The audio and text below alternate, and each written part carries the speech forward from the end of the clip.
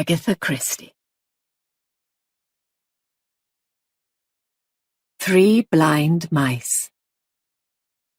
It was very cold. The sky was dark and heavy with unshed snow.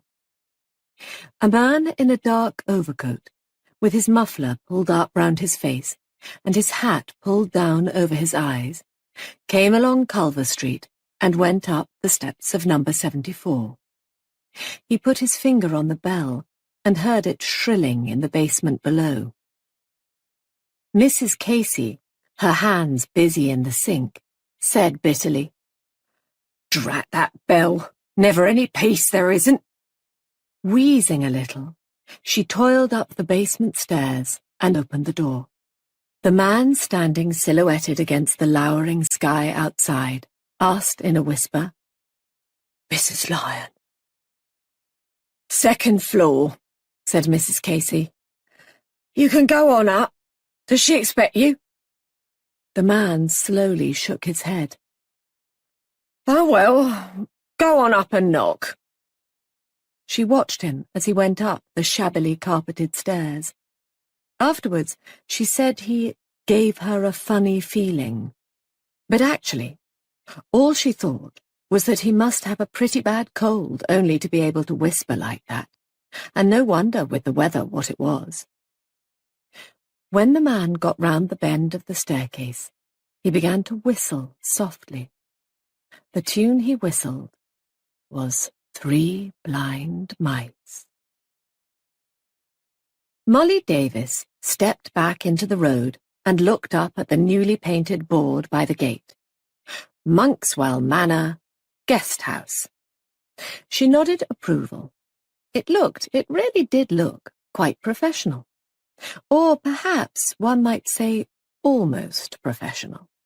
The T of guesthouse staggered uphill a little, and the end of manor was slightly crowded, but on the whole, Giles had made a wonderful job of it. Giles was really very clever. There were so many things that he could do. She was always making fresh discoveries about this husband of hers. He said so little about himself that it was only by degrees that she was finding out what a lot of varied talents he had. An ex-naval man was always a handyman, so people said. Well, Giles would have need of all his talents in their new venture. Nobody could be more raw to the business of running a guesthouse than she and Giles. But it would be great fun, and it did solve the housing problem. It had been Molly's idea. When Aunt Catherine died, and the lawyers wrote to her and informed her that her aunt had left her Monkswell Manor, the natural reaction of the young couple had been to sell it. Giles had asked, "What is it like?" And Molly had replied, "Oh, a big, rambling old house, full of stuffy, old-fashioned Victorian furniture. Rather a nice garden, but terribly overgrown since the war, because there's been only one old gardener left." So they had decided to put the house on the market and keep just enough furniture to furnish a small cottage or flat for themselves. But 2 difficulties arose at once. First, there weren't any small cottages or flats to be found, and secondly, all the furniture was enormous. "Well," said Molly, "we'll just have to sell it all. I suppose it will sell." The solicitor assured them that nowadays anything would sell. "Very probably," he said. "Someone will buy it for a hotel or guest house, in which case they might like to buy it with the furniture complete.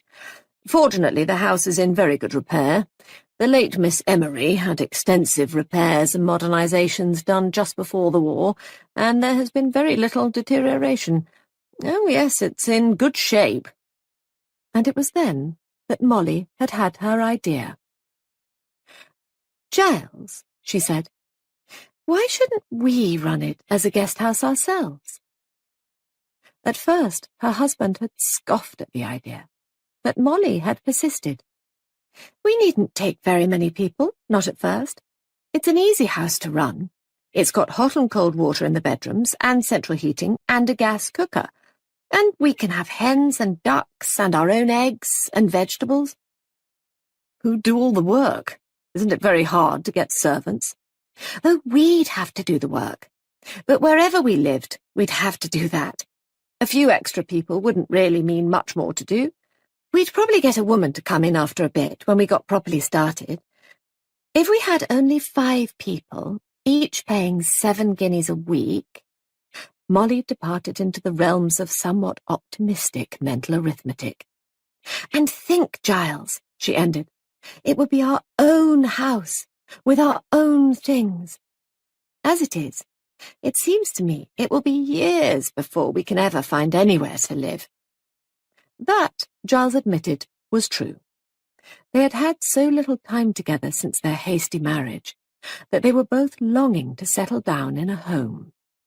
So the great experiment was set underway. Advertisements were put in the local paper and in the Times, and various answers came. And now, today, the first of the guests was to arrive. Giles had gone off early in the car to try and obtain some army wire netting that had been advertised as for sale on the other side of the county. Molly announced the necessity of walking to the village to make some last purchases. The only thing that was wrong was the weather. For the last 2 days it had been bitterly cold, and now the snow was beginning to fall. Molly hurried up the drive, thick, feathery flakes falling on her waterproofed shoulders and bright curly hair. The weather forecasts had been lugubrious in the extreme. Heavy snowfall was to be expected. She hoped anxiously that all the pipes wouldn't freeze. It would be too bad if everything went wrong just as they started. She glanced at her watch. Past tea time. Would Giles have got back yet? Would he be wondering where she was?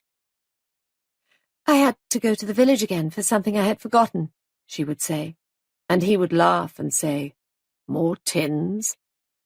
Tins were a joke between them. They were always on the lookout for tins of food. The larder was really quite nicely stocked now in case of emergencies. And, Molly thought with a grimace as she looked up at the sky, it looked as though emergencies were going to present themselves very soon. The house was empty. Giles was not back yet. Molly went first into the kitchen, then upstairs, going round the newly prepared bedrooms. Mrs. Boyle in the south room with the mahogany and the 4-poster. Major Metcalfe in the blue room with the oak. Mr. Wren in the east room with the bay window. All the rooms looked very nice, and what a blessing that Aunt Catherine had had such a splendid stock of linen. Molly patted a counterpane into place and went downstairs again. It was nearly dark. The house felt suddenly very quiet and empty. It was a lonely house, 2 miles from a village, 2 miles, as Molly put it, from anywhere. She had often been alone in the house before, but she had never before been so conscious of being alone in it. The snow beat in a soft flurry against the window panes. It made a whispery, uneasy sound. Supposing Giles couldn't get back? Supposing the snow was so thick that the car couldn't get through? Supposing she had to stay alone here?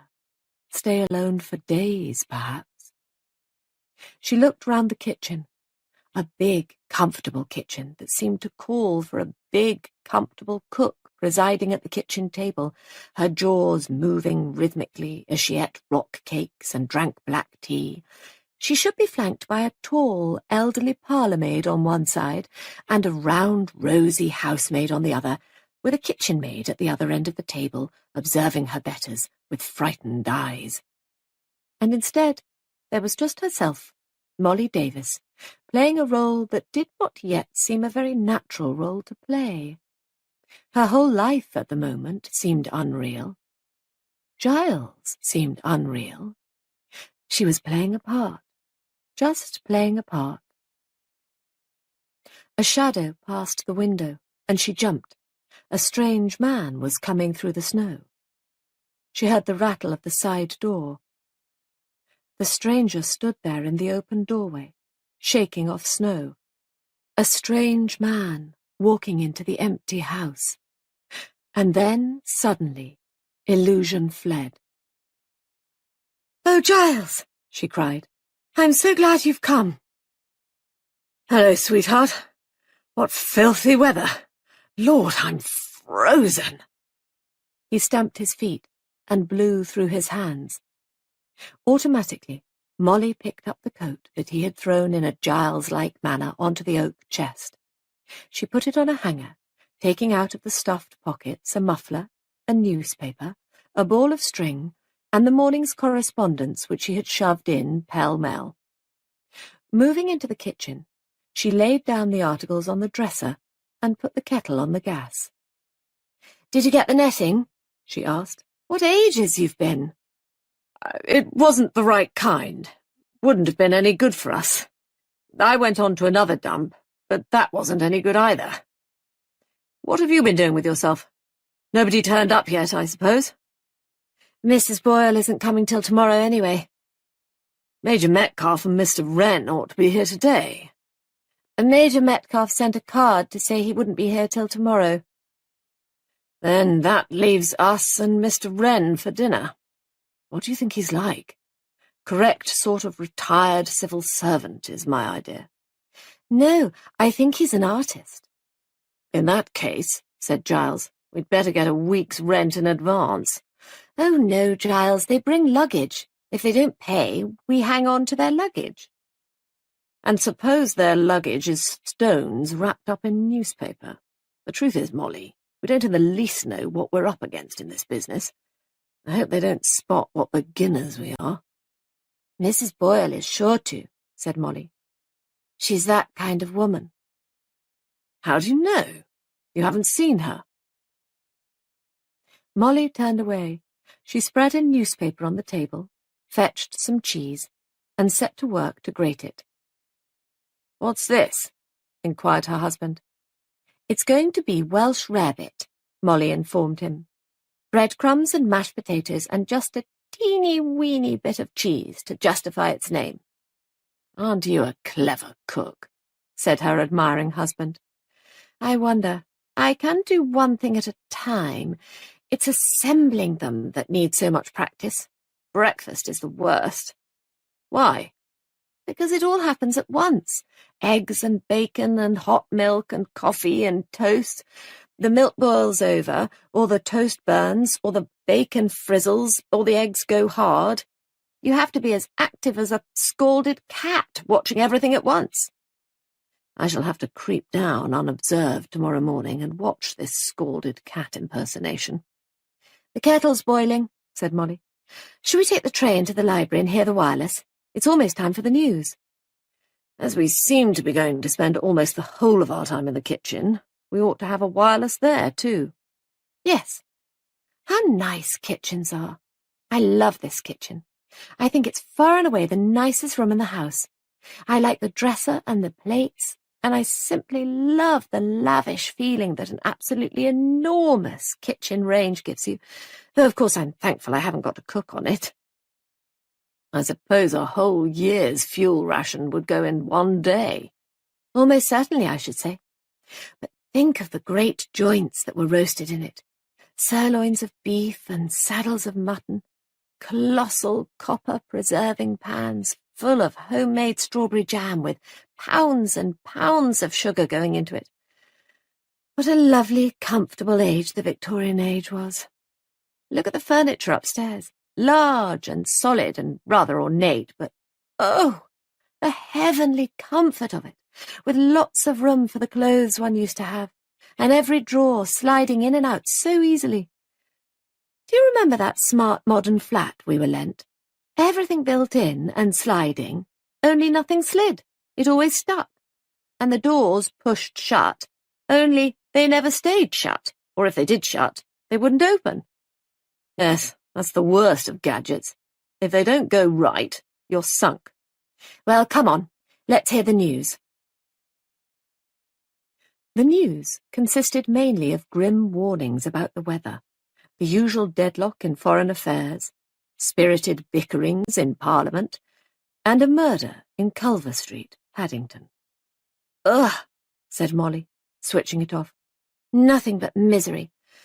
I'm not going to hear appeals for fuel economy all over again. What do they expect you to do, sit and freeze? I don't think we ought to have tried to start a guest house in the winter. We ought to have waited until the spring." She added in a different tone of voice, "I wonder what the woman was like who was murdered." "Mrs. Lyon." "Was that her name?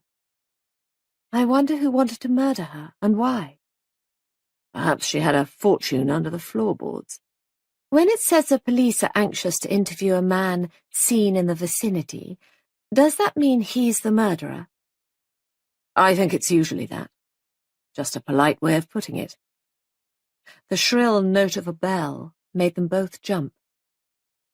"That's the front door," said Giles. "Enter a murderer," he added facetiously. "It would be, of course, in a play. Hurry up, it must be Mr. Wren. Now we shall see who's right about him, you or me." Mr. Wren and a flurry of snow came in together with a rush. All that Molly, standing in the library door, could see of the newcomer was his silhouette against the white world outside.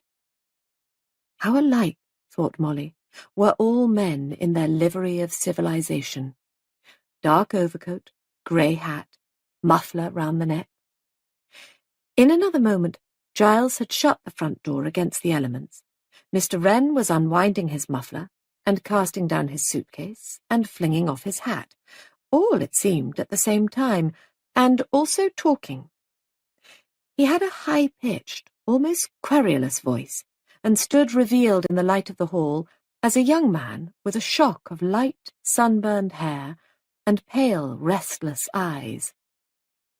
Too frightful," he was saying. "The English winter at its worst. A reversion to Dickens, Scrooge and Tiny Tim and all that. One had to be so terribly hearty to stand up to it all, don't you think so?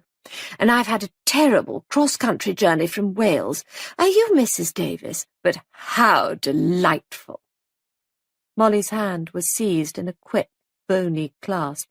"Not at all as I'd imagined you. I'd pictured you, you know, as an Indian Army general's widow, terrifically grim and mem-sahibish, and Benares whatnot, a real Victorian whatnot. Heavenly, simply heavenly. Have you got any wax flowers or birds of paradise? Oh, but I'm simply going to love this place. I was afraid, you know, it would be very oldie-worldy, very, very manor house, failing the Benares brass, I mean. Instead, it's marvellous, real Victorian bedrock respectability.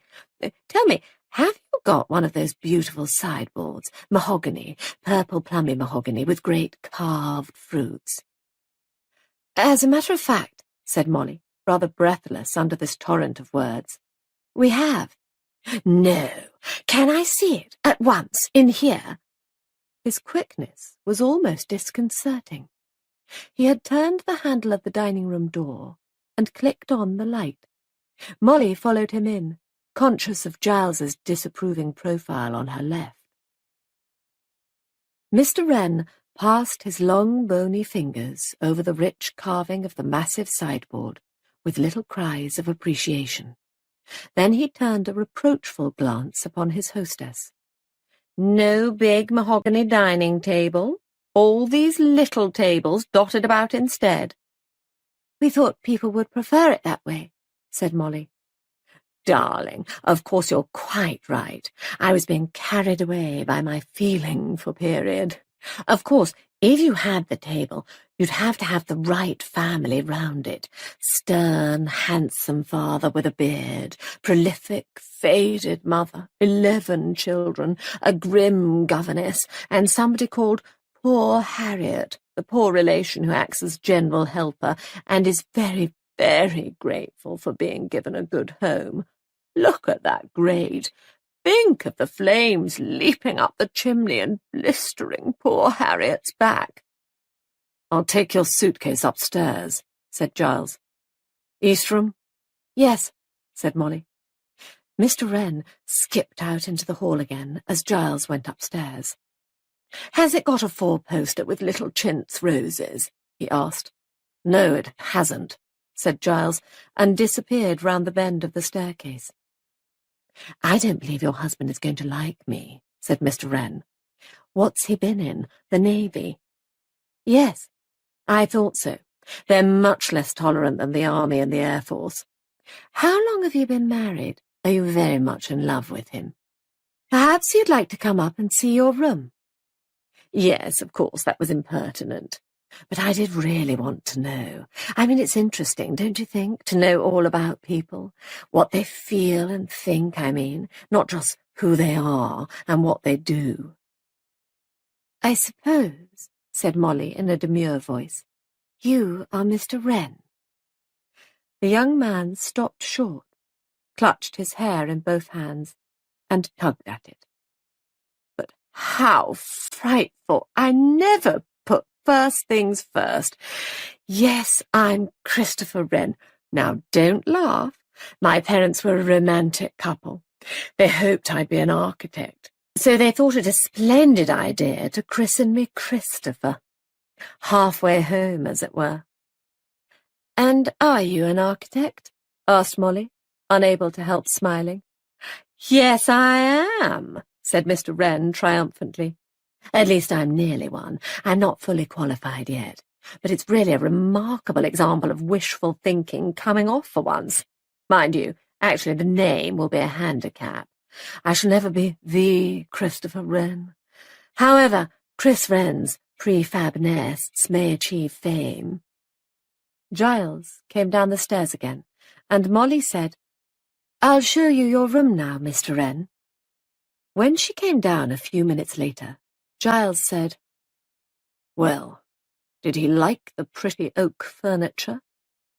"He was very anxious to have a four-poster, so I gave him the rose room instead." Giles grunted and murmured something that ended, "Young twerp." "Now look here, Giles." Molly assumed a severe demeanour. "This isn't a house party of guests we're entertaining. This is business. Whether you like Christopher Wren or not—" "I don't," Giles interjected, "has nothing whatever to do with it. He's paying 7 guineas a week, and that's all that matters." "If he pays it, yes." "He's agreed to pay it. We've got his letter." "Did he transfer that suitcase of his to the rose room?" "He carried it, of course." "Very gallant. But it wouldn't have strained you. There's certainly no question of stones wrapped up in newspaper. It's so light that there seems to me there's probably nothing in it." "Shh! Here he comes," said Molly warningly. Christopher Wren was conducted to the library, which looked, Molly thought, very nice indeed, with its big chairs and its log fire. Dinner, she told him, would be in half an hour's time. In reply to a question, she explained that there were no other guests at the moment. In that case, Christopher said, how would it be if he came into the kitchen and helped? "I can cook you an omelette if you like," he said engagingly. The subsequent proceedings took place in the kitchen, and Christopher helped with the washing up. Somehow, Molly felt, it was not quite the right start for a conventional guest house, and Giles had not liked it at all. Oh well, thought Molly as she fell asleep, tomorrow when the others came, it would be different. The morning came with dark skies and snow. Giles looked grave, and Molly's heart fell. The weather was going to make everything very difficult. Mrs. Boyle arrived in the local taxi with chains on the wheels, and the driver brought pessimistic reports of the state of the road. "Drifts afore nightfall," he prophesied. Mrs. Boyle herself did not lighten the prevailing gloom. She was a large, forbidding-looking woman with a resonant voice and a masterful manner. Her natural aggressiveness had been heightened by a war career of persistent and militant usefulness. "If I had not believed this was a running concern, I should never have come," she said. "I naturally thought it was a well-established guest house, properly run on scientific lines." "There is no obligation for you to remain if you are not satisfied, Mrs. Boyle," said Giles. "No, indeed, and I shall not think of doing so." "Perhaps, Mrs. Boyle," said Giles, "you would like to ring up for a taxi. The roads are not yet blocked. If there has been any misapprehension, it would perhaps be better if you went elsewhere." He added, "We have had so many applications for rooms that we shall be able to fill your place quite easily. Indeed, in future, we are charging a higher rate for our rooms." Mrs. Boyle threw him a sharp glance. "I am certainly not going to leave before I have tried what the place is like. Perhaps you would let me have a rather large bath towel, Mrs. Davis. I am not accustomed to drying myself on a pocket handkerchief." Giles grinned at Molly behind Mrs. Boyle's retreating back. "Darling, you are wonderful," said Molly, "the way you stood up to her." "Bullies soon climb down when they get their own medicine," said Giles. "Oh dear," said Molly, "I wonder how she'll get on with Christopher Wren." "She won't," said Giles. And indeed, that very afternoon, Mrs. Boyle remarked to Molly, "That's a very peculiar young man," with distinct disfavour in her voice. The baker arrived looking like an Arctic explorer and delivered the bread with the warning that his next call, due in 2 days' time, might not materialize. "Hold-ups everywhere," he announced. "Got plenty of stores in, I hope?" "Oh, yes," said Molly. "We've got lots of tins. I'd better take extra flour, though." She thought vaguely that there was something the Irish made called soda bread. If the worst came to the worst, she could probably make that. The baker had also brought the papers, and she spread them out on the hall table. Foreign affairs had receded in importance. The weather and the murder of Mrs. Lyon occupied the front page. She was staring at the blurred reproduction of the dead woman's features when Christopher Wren's voice behind her said, "Rather a sordid murder, don't you think? Such a drab-looking woman, and such a drab street. One can't feel, can one, that there is any story behind it."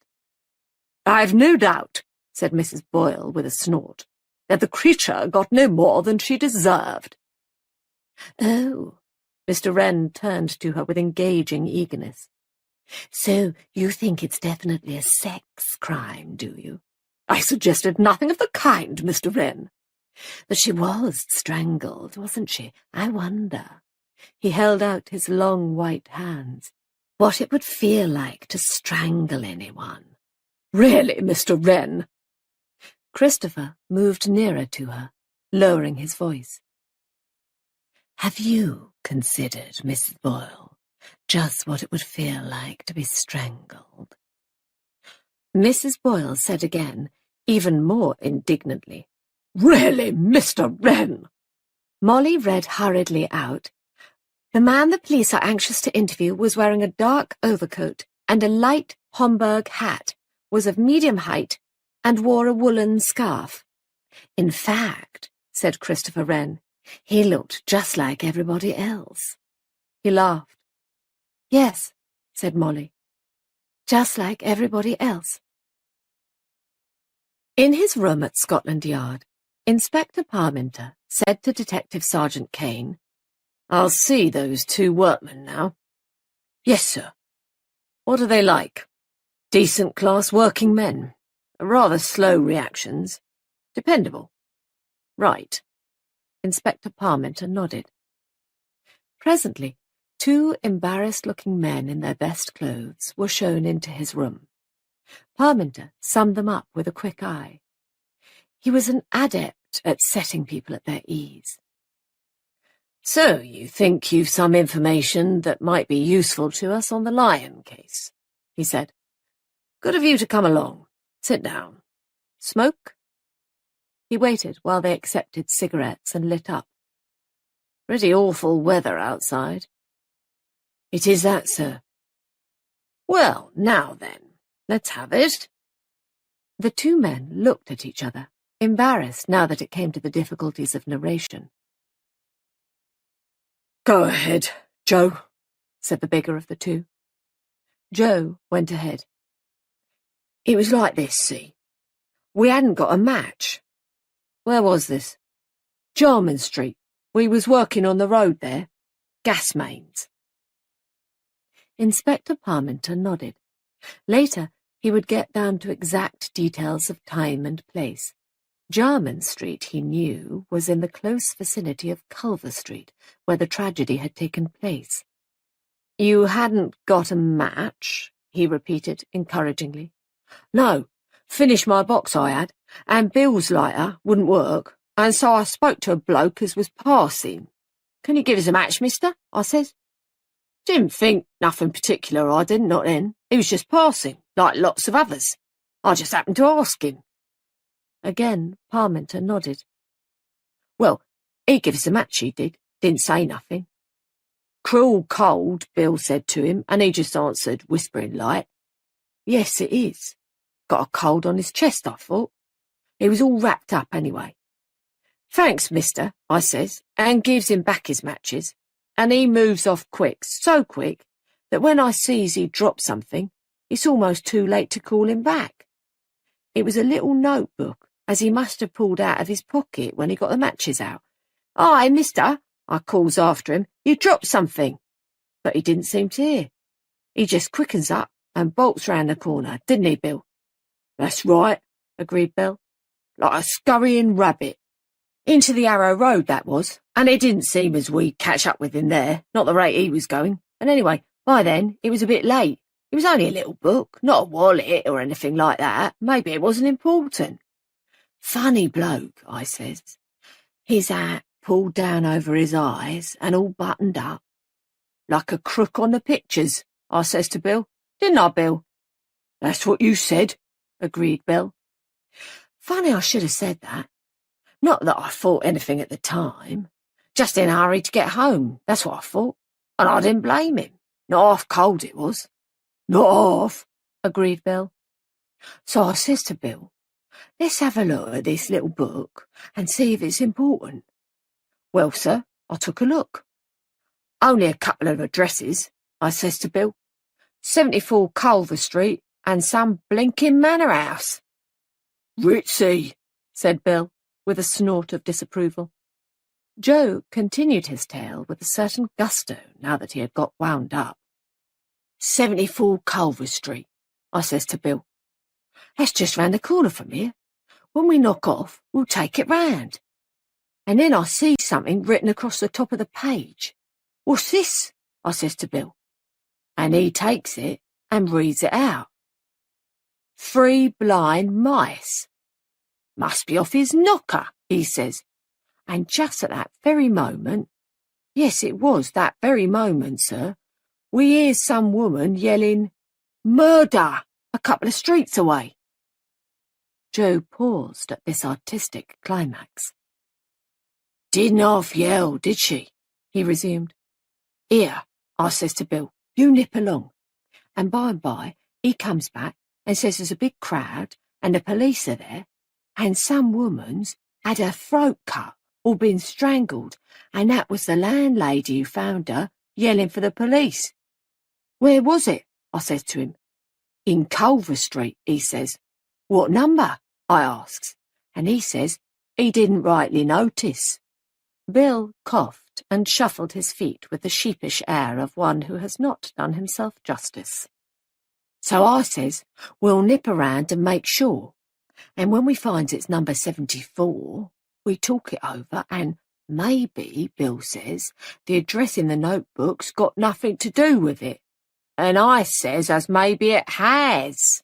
And anyway, after we've talked it over and heard the police want to interview a man who left the house about that time, well, we come along here and ask if we can see the gentleman who's handling the case, and I'm sure I hope as we aren't wasting your time.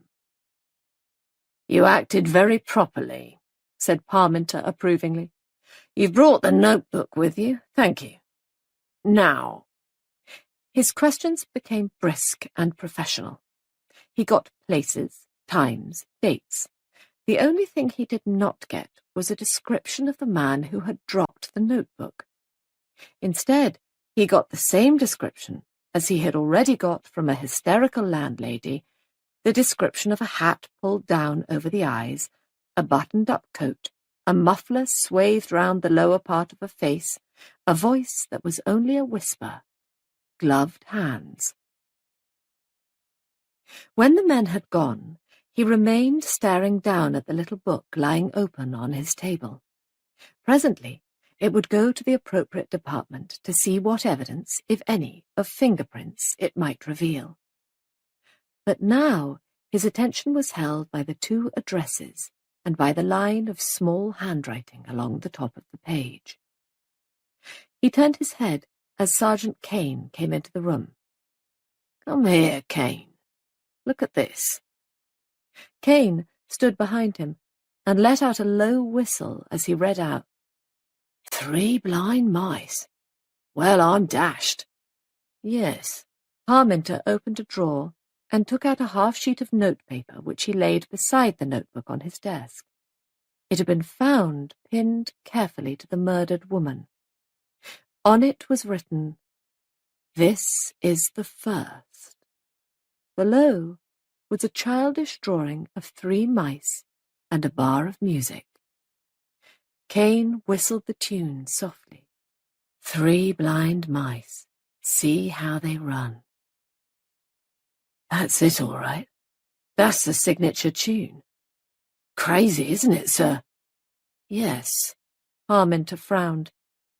"The identification of the woman is quite certain?" "Yes, sir. Here's the report from the fingerprints department. Mrs. Lyon, as she called herself, was really Maureen Gregg. She was released from Holloway 2 months ago on completion of her sentence."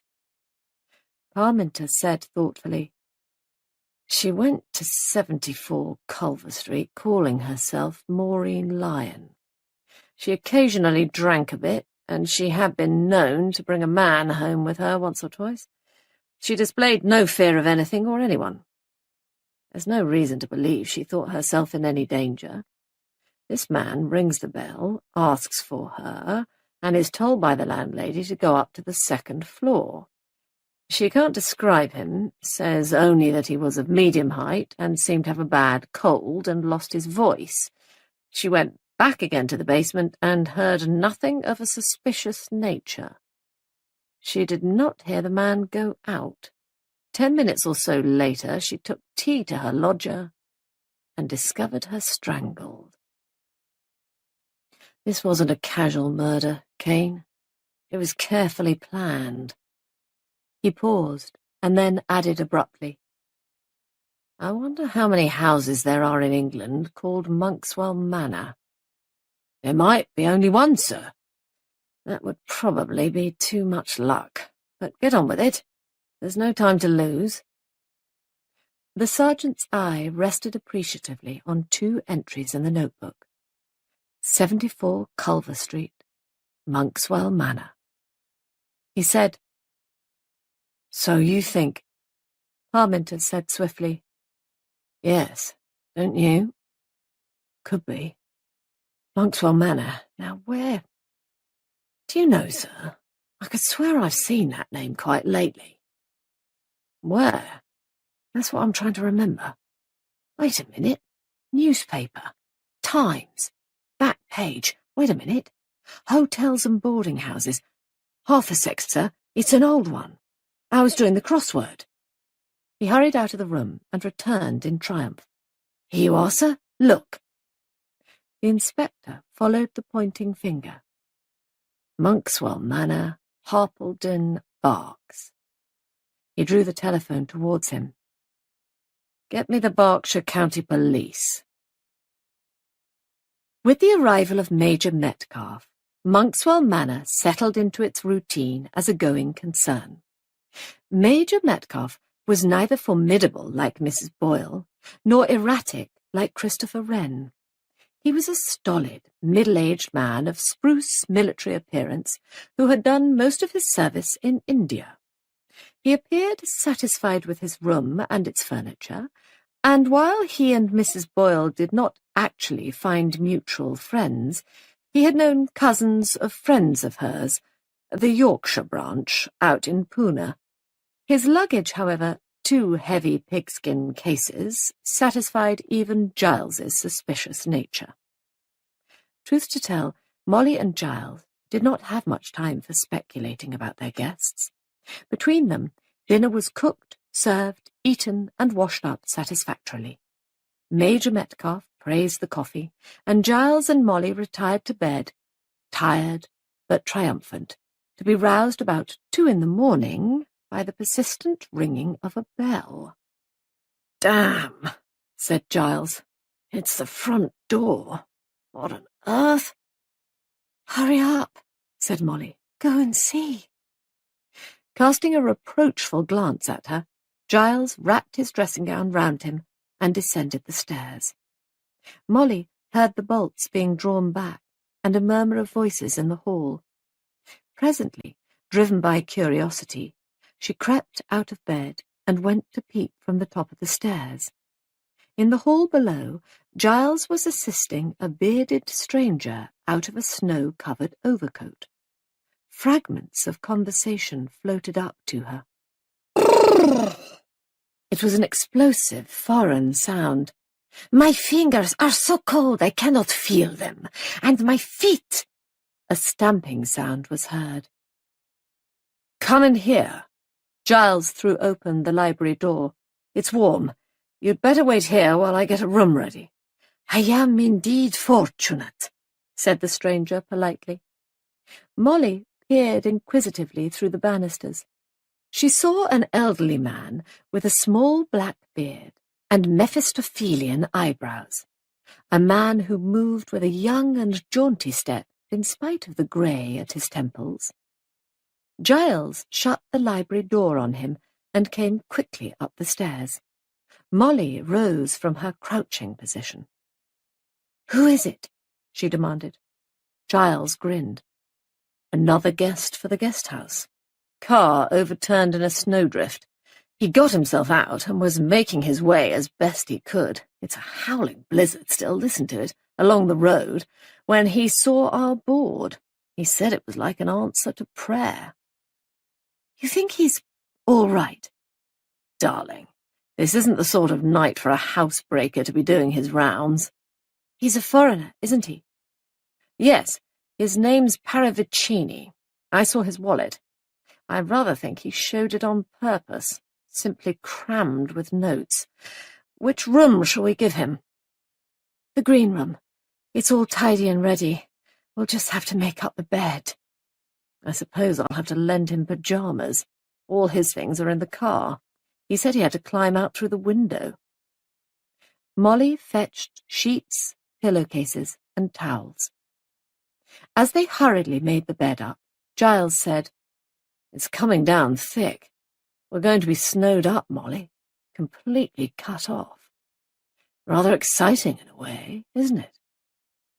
"I don't know," said Molly doubtfully. "Do you think I can make soda bread, Giles?" "Of course you can. You can make anything," said her loyal husband. "I've never tried to make bread. It's the sort of thing one takes for granted. It may be new, or it may be stale, but it's just something the baker brings. But if we're snowed up, there won't be a baker. Nor a butcher, nor a postman, no newspapers, and probably no telephone. Just the wireless telling us what to do. At any rate, we make our own electric light. You must run the engine again tomorrow, and we must keep the central heating well stoked. I suppose our next lot of coke won't come in now. We're very low." "Oh, bother. Giles, I feel we're in for a simply frightful time. Hurry up and get whatever his name is. I'll go back to bed." Morning brought confirmation of Giles's forebodings. Snow was piled 5 feet high, drifting up against the doors and windows. Outside, it was still snowing. The world was white, silent, and, in some subtle way, menacing. Mrs. Boyle sat at breakfast. There was no one else in the dining room. At the adjoining table, Major Metcalfe's place had been cleared away. Mr. Wren's table was still laid for breakfast. One early riser, presumably, and one late one. Mrs. Boyle herself knew definitely that there was only one proper time for breakfast, 9 o'clock. Mrs. Boyle had finished her excellent omelette and was champing toast between her strong white teeth. She was in a grudging and undecided mood. Monkswell Manor was not at all what she had imagined it would be. She had hoped for bridge, for faded spinsters whom she could impress with her social position and connections, and to whom she could hint at the importance and secrecy of her war service. The end of the war had left Mrs. Boyle marooned, as it were, on a desert shore. She had always been a busy woman, talking fluently of efficiency and organisation. Her vigour and drive had prevented people asking whether she was, indeed, a good or efficient organiser. War activities had suited her down to the ground. She had bossed people and bullied people and worried heads of departments and, to give her due, had at no time spared herself. Subservient women had run to and fro, terrified of her slightest frown. And now all that exciting, hustling life was over. She was back in private life, and her former private life had vanished. Her house, which had been requisitioned by the army, needed thorough repairing and redecorating before she could return to it, and the difficulties of domestic help made a return to it impracticable in any case. Her friends were largely scattered and dispersed. Presently, no doubt, she would find her niche, but at the moment it was a case of marking time. A hotel or a boarding house seemed the answer, and she had chosen to come to Monkswell Manor. She looked round her disparagingly. "Most dishonest," she said to herself, "not to have told me they were only just starting." She pushed her plate further away from her. The fact that her breakfast had been excellently cooked and served, with good coffee and homemade marmalade, in a curious way annoyed her still more.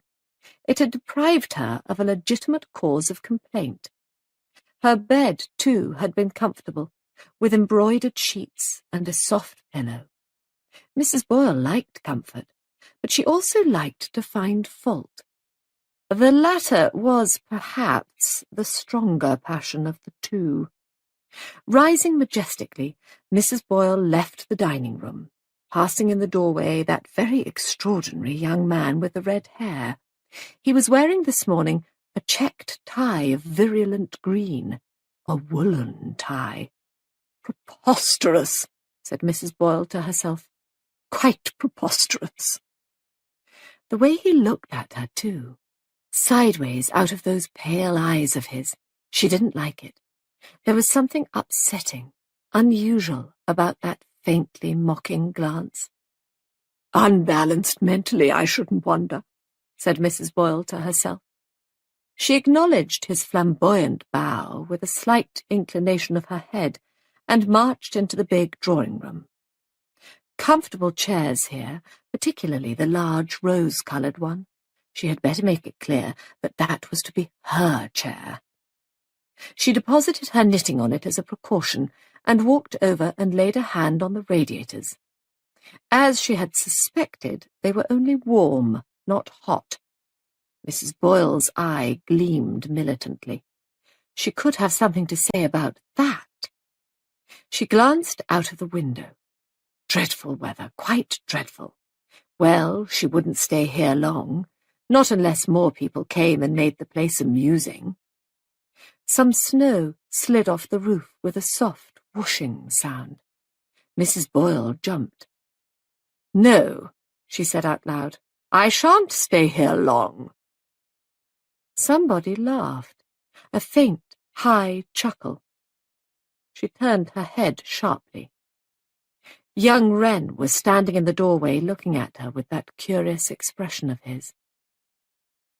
"No," he said, "I don't suppose you will."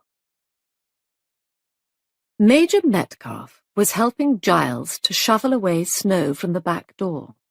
He was a good worker, and Giles was quite vociferous in his expressions of gratitude. "Good exercise," said Major Metcalfe. "Must get exercise every day." Got to keep fit, you know. So the Major was an exercise fiend. Giles had feared as much. It went with his demand for breakfast at 7:30. As though reading Giles's thoughts, the Major said, "Very good of your missus to cook me an early breakfast. Nice to get a new-laid egg, too." Giles had risen himself before 7, owing to the exigencies of hotel-keeping.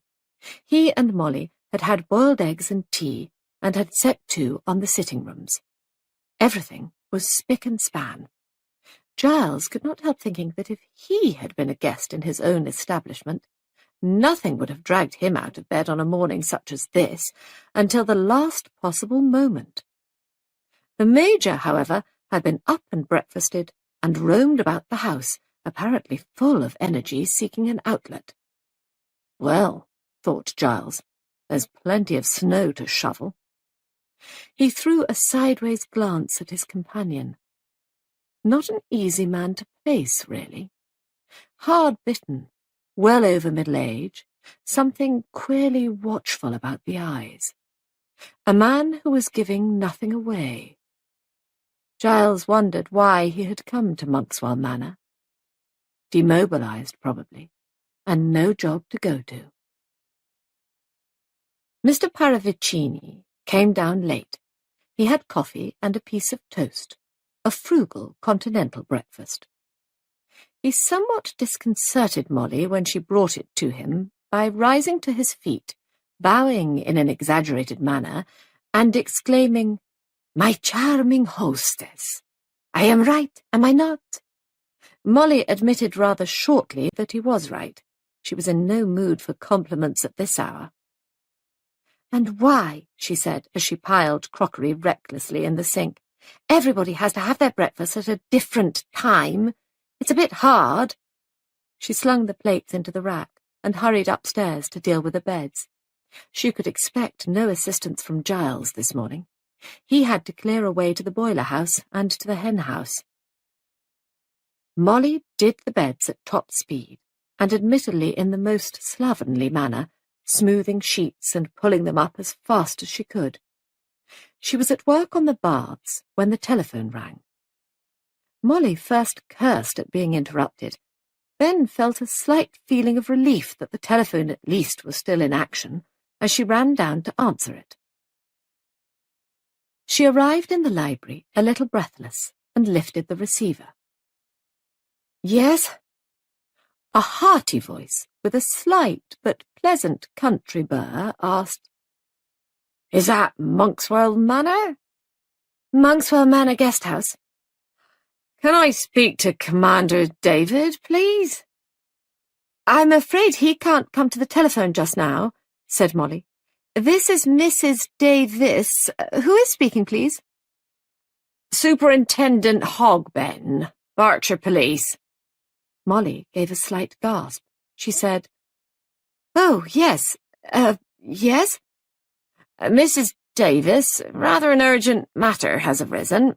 I don't wish to say very much over the telephone, but I have sent Detective Sergeant Trotter out to you, and he should be there any minute now." "But he won't get here.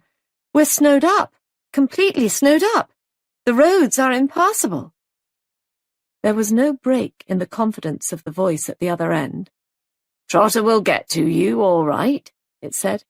"And please impress upon your husband, Mrs. Davis, to listen very carefully to what Trotter has to tell you, and to follow his instructions implicitly. That's all." "But, Superintendent Hogben, what—" But there was a decisive click. Hogben had clearly said all he had to say and rung off. Molly waggled the telephone rest once or twice, then gave up. She turned as the door opened. "Oh, Giles, darling, there you are." Giles had snow on his hair and a good deal of coal grime on his face. He looked hot. "What is it, sweetheart?" "I've filled the coal scuttles and brought in the wood. I'll do the hens next and then have a look at the boiler. Is that right? What's the matter, Molly? You look scared." "Giles, It was the police. The police? Giles sounded incredulous. Yes, they're sending out an inspector or a sergeant or something. Why? What have we done? I don't know. Do you think it could be that 2 pounds of butter we had from Ireland? Giles was frowning. I did remember to get the wireless license, didn't I? Yes, it's in the desk. Giles, old Mrs. Bidlock gave me 5 of her coupons for that old tweed coat of mine. I suppose that's wrong, but I think it's perfectly fair. I'm a coatless, so why shouldn't I have the coupons? Oh dear, what else is there we've done? I had a near shave with the car the other day, but it was definitely the other fellow's fault. Definitely. You must have done something, wailed Molly. The trouble is that practically everything one does nowadays is illegal, said Giles gloomily. That's why one has a permanent feeling of guilt. Actually, I expect it's something to do with running this place. Running a guest house is probably chock full of snags we've never heard of. I thought drink was the only thing that mattered. We haven't given anyone anything to drink. Otherwise, why shouldn't we run our own house any way we please? I know, it sounds all right, but as I say, everything's more or less forbidden nowadays. Oh dear, sighed Molly. I wish we'd never started. We're going to be snowed up for days, and everybody will be cross, and they'll eat all our reserves of tins.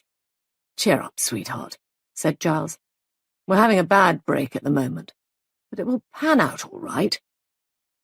He kissed the top of her head rather absent-mindedly, and, releasing her, said in a different voice, You know, Molly, come to think of it, it must be something pretty serious to send a police sergeant trekking out here in all this.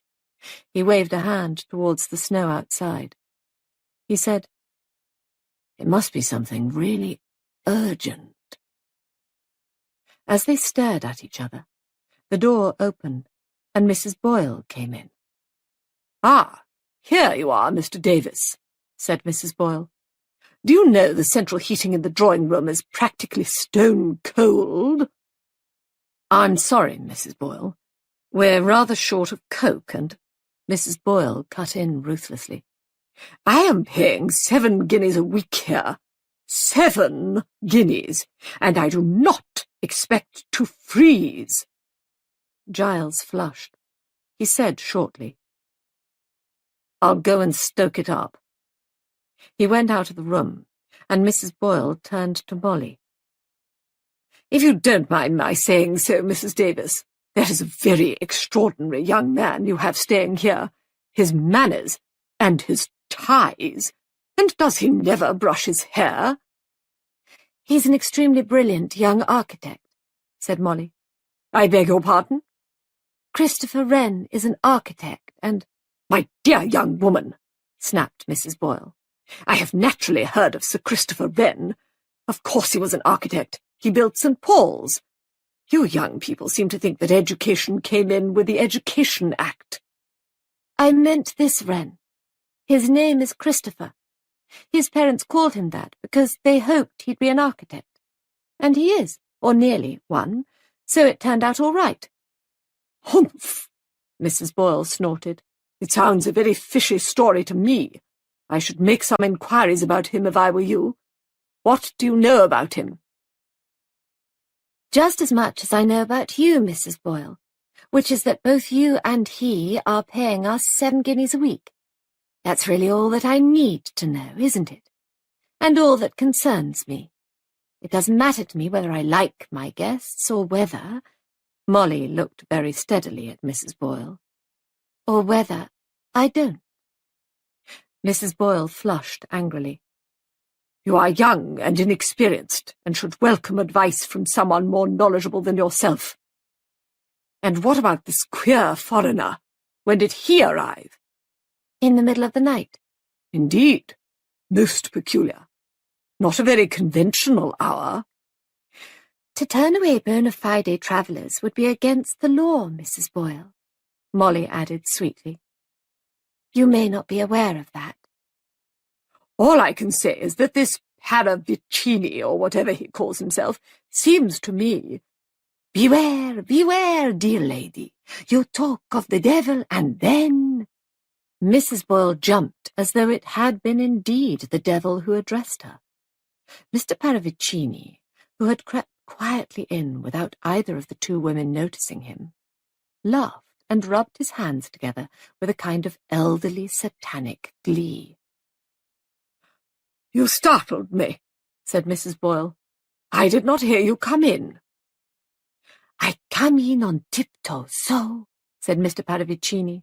"Nobody ever hears me come and go. That I find very amusing. Sometimes I overhear things. That, too, amuses me." He added softly, "But I do not forget what I hear." Mrs. Boyle said rather feebly, "Indeed? I must get my knitting. I left it in the drawing-room." She went out hurriedly. Molly stood looking at Mr. Paravicini with a puzzled expression. He approached her with a kind of hop and skip. "My charming hostess looks upset." Before she could prevent it, he picked up her hand and kissed it. "What is it, dear lady?" Molly drew back a step. She was not sure that she liked Mr. Paravicini much. He was leering at her like an elderly satyr. "Everything is rather difficult this morning," she said lightly, "because of the snow." "Yes." Mr. Paravicini turned his head round to look out of the window. "Snow makes everything very difficult, does it not? Or else it makes things very easy." "I don't know what you mean." "No," he said thoughtfully. "There is quite a lot that you do not know. I think, for one thing, that you do not know very much about running a guest house." Molly's chin went up belligerently. "I dare say we don't, but we mean to make a go of it."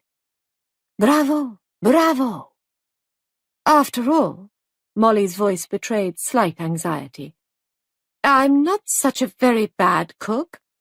"You are, without doubt, an enchanting cook," said Mr. Paravicini.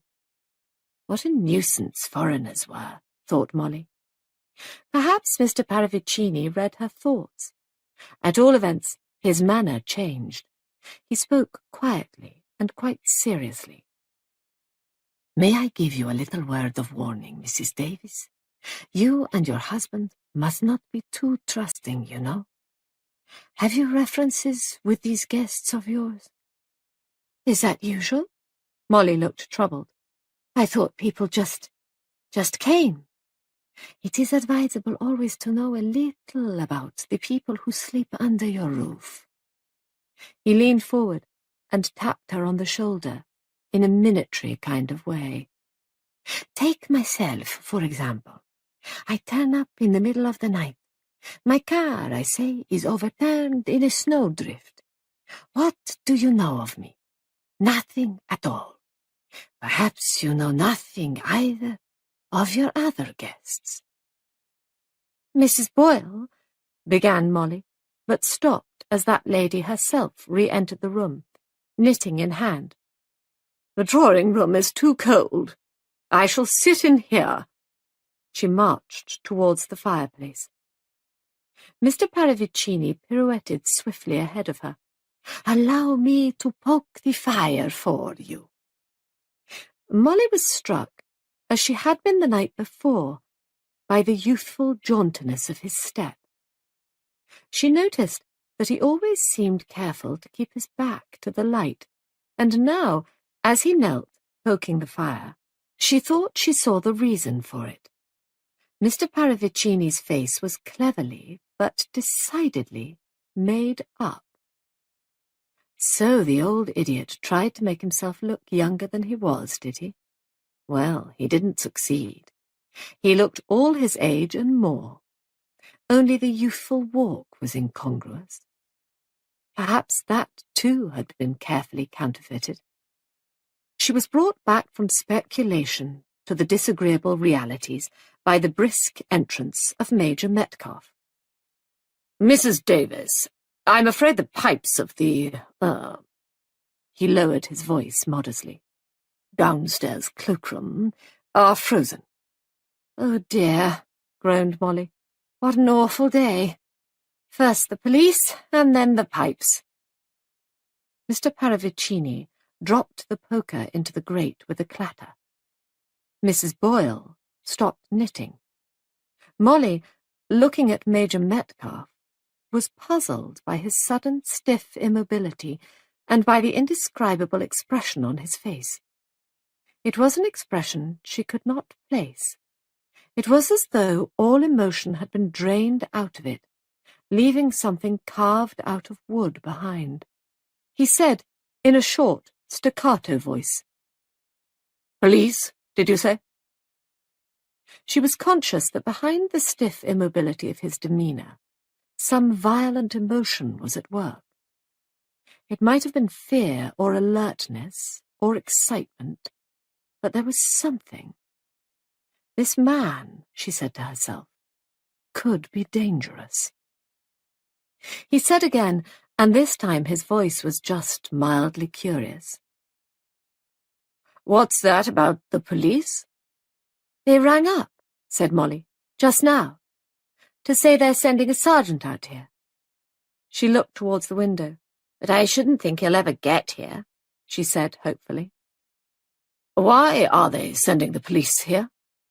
He took a step nearer to her, but before she could reply, the door opened, and Giles came in.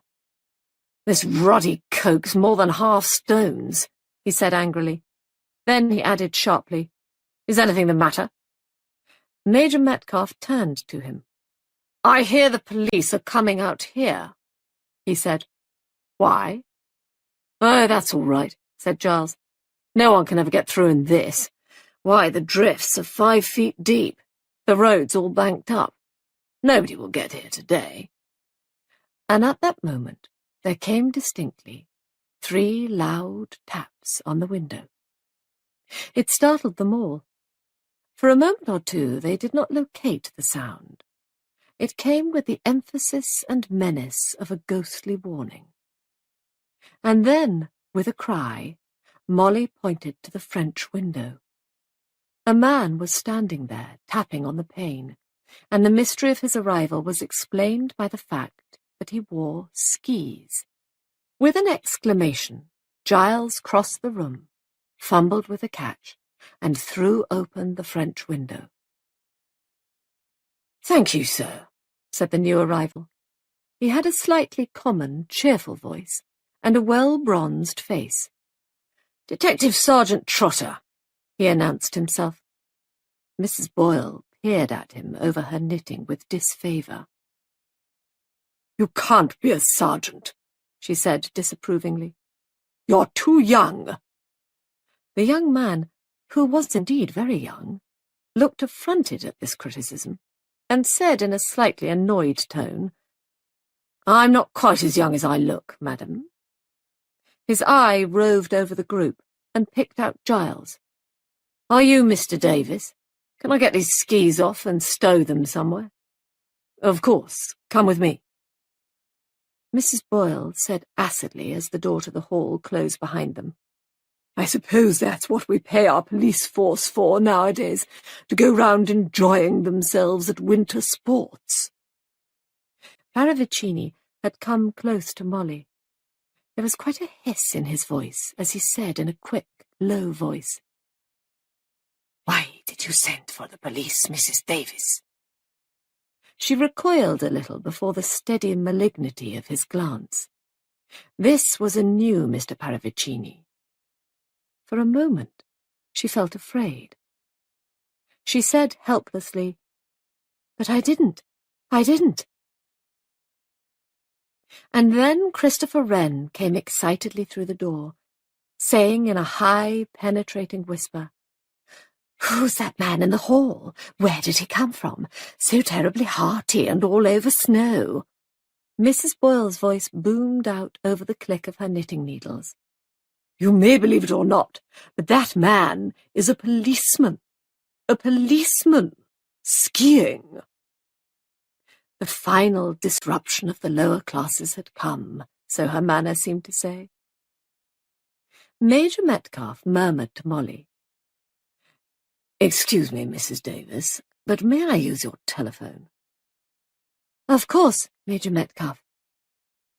He went over to the instrument, just as Christopher Wren said shrilly, "He's very handsome, don't you think so? I always think policemen are terribly attractive." "Hello? Hello?" Major Metcalfe was rattling the telephone irritably. He turned to Molly.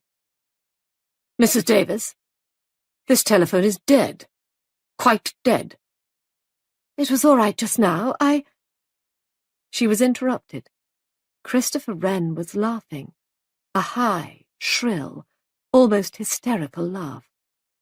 "So we're quite cut off now. Quite cut off. That's funny, isn't it?" "I don't see anything to laugh at," said Major Metcalfe stiffly. "No, indeed," said Mrs. Boyle. Christopher was still in fits of laughter. "It's a private joke of my own," he said. "Hush!" He put his finger to his lips.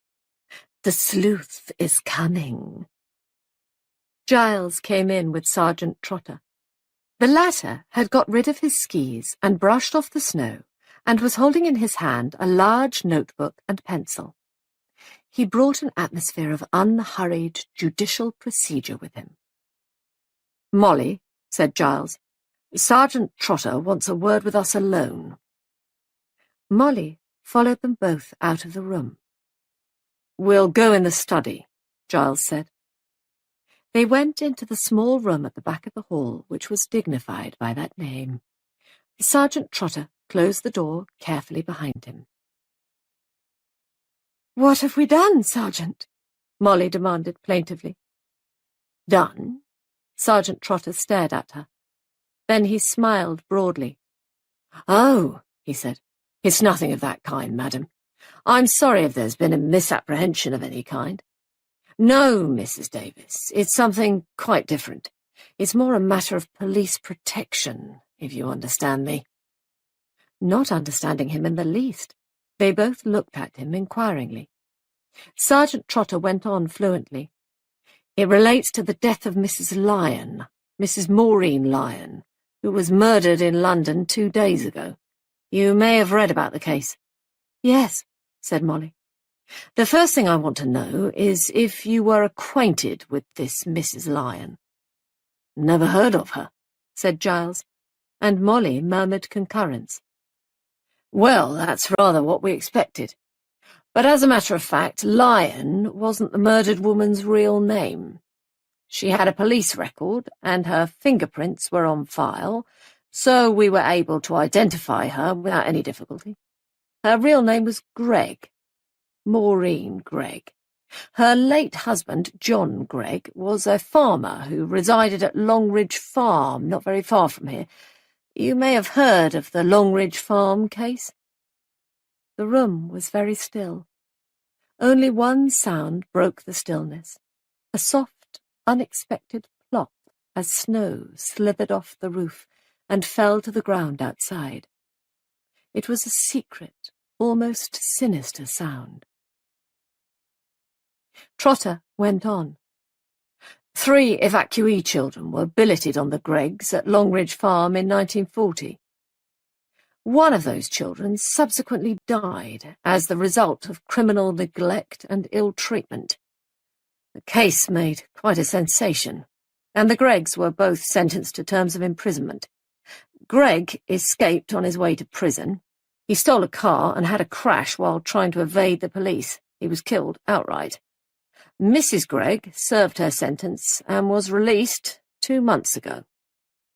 "And now she's been murdered," said Giles. "Who do they think did it?" But Sergeant Trotter was not to be hurried. "You remember the case, sir?" he asked. Giles shook his head. "In 1940, I was a midshipman serving in the Mediterranean." I do remember hearing about it, I think," said Molly, rather breathlessly. "But why do you come to us? What have we to do with it?" "It's a question of your being in danger, Mrs. Davis." Danger? Giles spoke incredulously. It's like this, sir. A notebook was picked up near the scene of the crime. In it were written 2 addresses. The first was 74 Culver Street. Where the woman was murdered, Molly put in. Yes, Mrs. Davis. The other address was Monkswell Manor. What? Molly's tone was incredulous. But how extraordinary.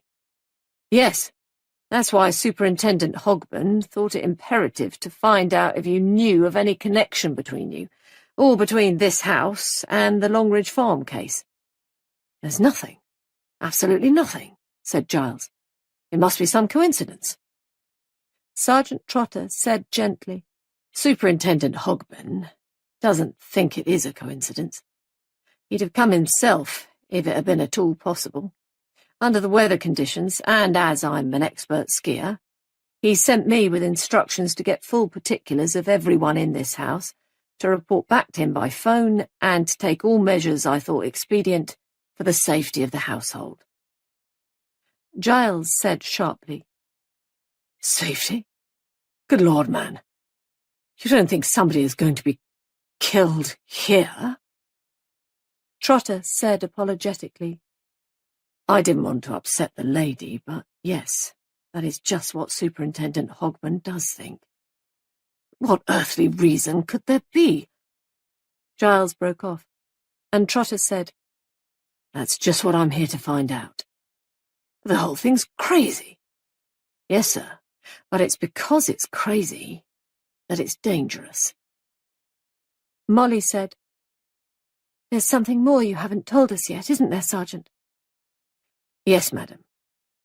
At the top of the page in the notebook was written 3 blind mice. Pinned to the dead woman's body was a paper with This is the first written on it, and below it a drawing of 3 mice and a bar of music. The music was the tune of the nursery rhyme, 3 blind mice. Molly sang softly. 3 blind mice, see how they run. They all ran after the farmer's wife. She broke off. Oh, it's horrible. Horrible. There were 3 children, weren't there? Yes, Mrs. Davis. A boy of 15, a girl of 14, and the boy of 12 who died. What happened to the others? The girl was, I believe, adopted by someone. We haven't been able to trace her. The boy would be just on 23 now. We've lost track of him. He was said to have always been a bit queer. He joined up in the army at 18. Later, he deserted. Since then, he's disappeared. The army psychiatrist says definitely that he's not well. You think that it was he who killed Mrs. Lyon? Giles asked. And that he's a homicidal maniac and may turn up here for some unknown reason? We think that there must be a connection between someone here and the Longridge Farm business. Once we can establish what that connection is, we will be forearmed. Now, you state, sir, that you yourself have no connection with that case. The same goes for you, Mrs. Davis? Oh, yes. Yes. Perhaps you will tell me exactly who else there is in the house. They gave him the names. Mrs. Boyle, Major Metcalfe, Mr. Christopher Wren, Mr. Paravicini. He wrote them down in his notebook. Servants? We haven't any servants, said Molly. And that reminds me, I must go and put the potatoes on. She left the study abruptly. Trotter turned to Giles. What do you know about these people, sir? We... Giles paused. Then he said quietly, Really, we don't know anything about them, Sergeant Trotter. Mrs. Boyle wrote from a Bournemouth hotel. Major Metcalfe from Leamington. Mr. Wren from a private hotel in South Kensington. Mr. Paravicini just turned up out of the blue, or rather out of the white. His car overturned in a snowdrift near here. Still, I suppose they'll have identity cards, ration books, that sort of thing. I shall go into all that, of course. In a way, it's lucky that the weather is so awful, said Giles. The murderer can't very well turn up in this, can he? Perhaps he doesn't need to, Mr. Davis. What do you mean? Sergeant Trotter hesitated for a moment, and then he said, You've got to consider, sir, that he may be here already. Giles stared at him. What do you mean? Mrs. Gregg was killed 2 days ago. All your visitors here have arrived since then, Mr. Davis. Yes, but they'd booked beforehand, some time beforehand, except for Paravicini. Sergeant Trotter sighed. His voice sounded tired. These crimes were planned in advance. Crimes? But only one crime has happened yet. Why are you sure that there will be another? That it will happen, no. I hope to prevent that. That it will be attempted, yes. But then, if you're right, Giles spoke excitedly, there's only one person it could be. There's only one person who's the right age. Christopher Wren. Sergeant Trotter had joined Molly in the kitchen. I'd be glad, Mrs. Davis, if you would come with me to the library. I want to make a general statement to everyone. Mr. Davis has kindly gone to prepare the way. All right, just let me finish these potatoes. Sometimes I wish Sir Walter Raleigh had never discovered the beastly things. Sergeant Trotter preserved a disapproving silence. Molly said apologetically, I can't really believe it, you see. It's so fantastic. It isn't fantastic, Mrs. Davis. It's just plain facts.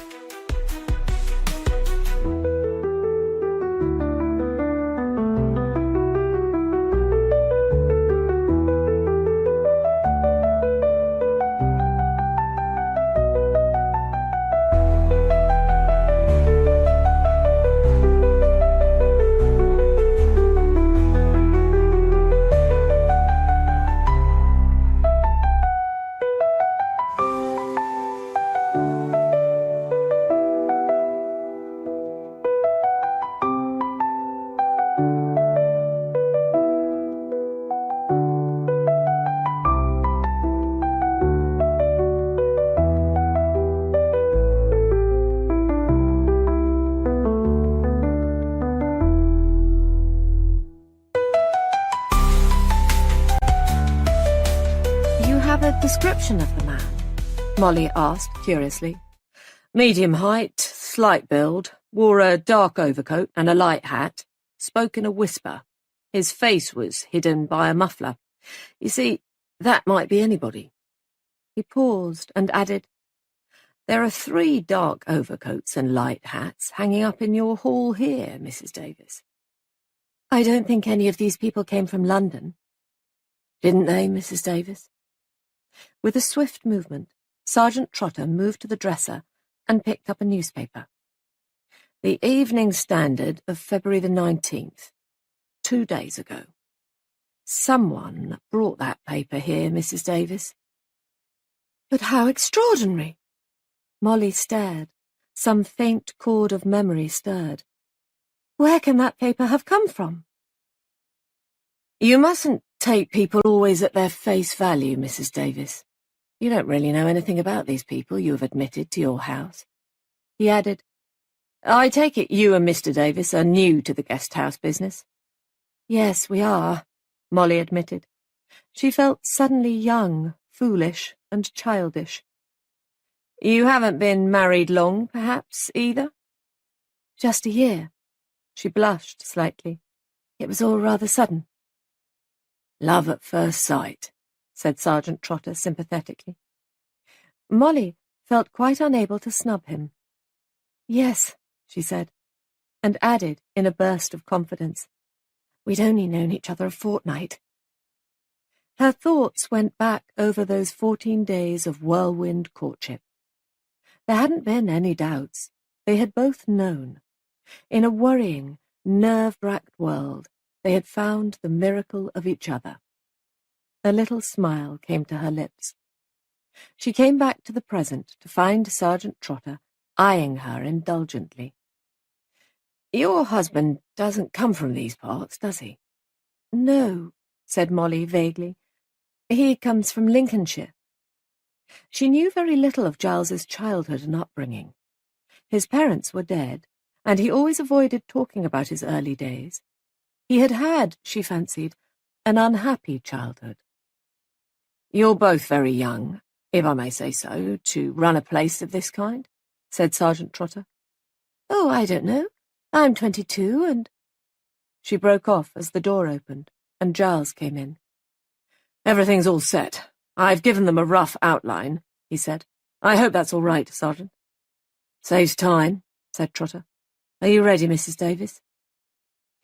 4 voices spoke at once as Sergeant Trotter entered the library. Highest and shrillest was that of Christopher Wren, declaring that this was too thrilling, and he wasn't going to sleep a wink tonight, and please, please, could we have all the gory details. A kind of double bass accompaniment came from Mrs. Boyle. "Absolute outrage! Sheer incompetence! Police have no business to let murderers go roaming about the countryside." Mr. Paravicini was eloquent chiefly with his hands. His gesticulations were more eloquent than his words, which were drowned by Mrs. Boyle's double bass. Major Metcalfe could be heard in an occasional short staccato bark. He was asking for facts.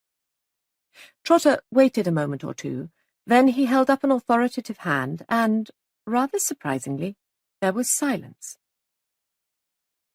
"Thank you," he said. "Now, Mr. Davis has given you an outline of why I'm here. I want to know one thing, and one thing only, and I want to know it quick. Which of you has some connection with the Longridge Farm case?" The silence was unbroken. 4 blank faces looked at Sergeant Trotter.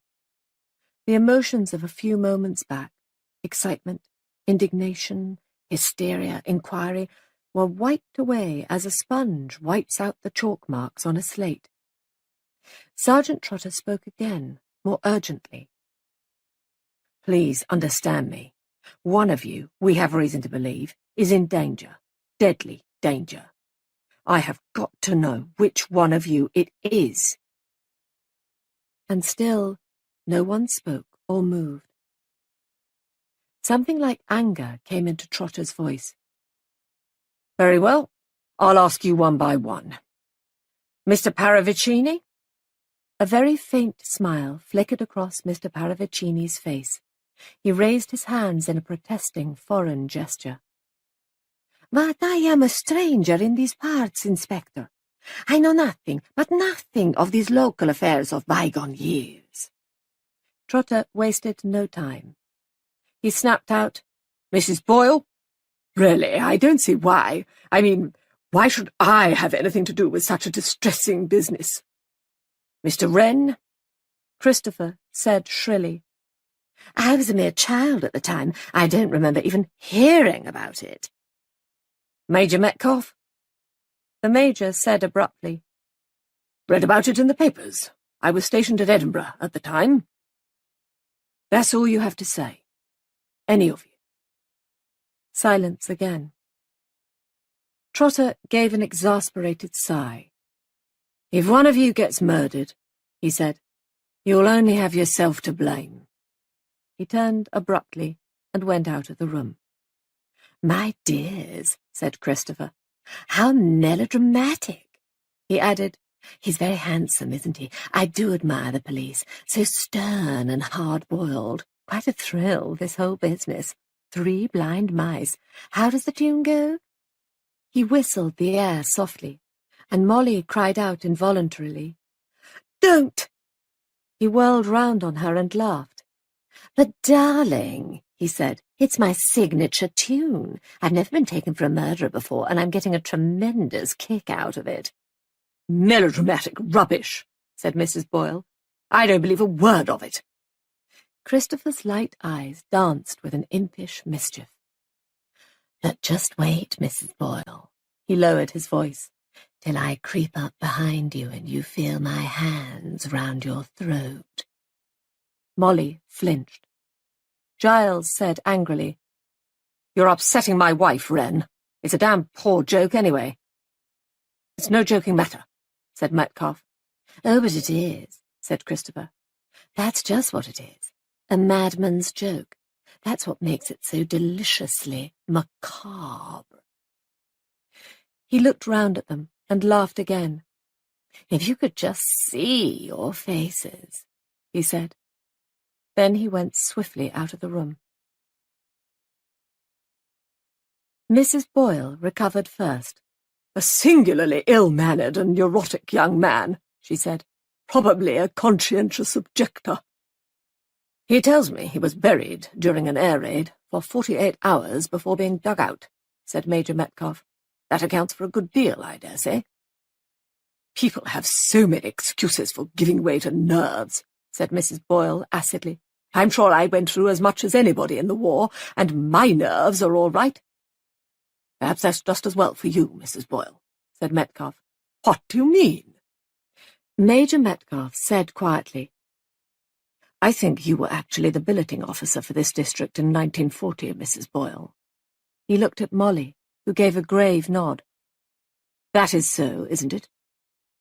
An angry flush appeared on Mrs. Boyle's face. "What of it?" she demanded. Metcalfe said gravely, "You were responsible for sending 3 children to Longridge Farm." "Really, Major Metcalfe, I don't see how I can be held responsible for what happened. The farm people seemed very nice and were most anxious to have the children. I don't see that I was to blame in any way, or that I can be held responsible." Her voice trailed off. Giles said sharply, "Why didn't you tell Sergeant Trotter this?" "No business of the police," snapped Mrs. Boyle. "I can look after myself." Major Metcalfe said quietly, "You'd better watch out." Then he, too, left the room. Molly murmured, "Of course. You were the billeting officer. I remember." "Molly, did you know?" Giles stared at her. "You had the big house on the common, didn't you?" "Requisitioned," said Mrs. Boyle, "and completely ruined," she added bitterly. "Devastated. Iniquitous." Then, very softly, Mr. Paravicini began to laugh.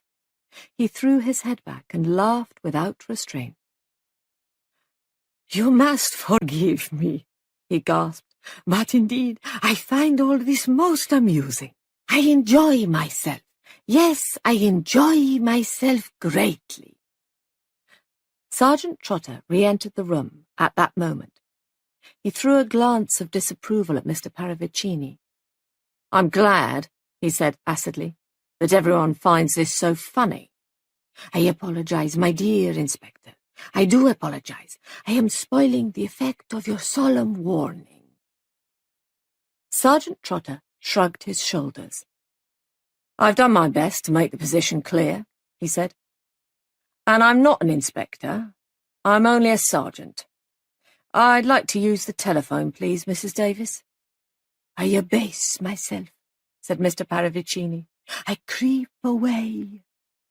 Far from creeping, he left the room with that jaunty and youthful step that Molly had noticed before.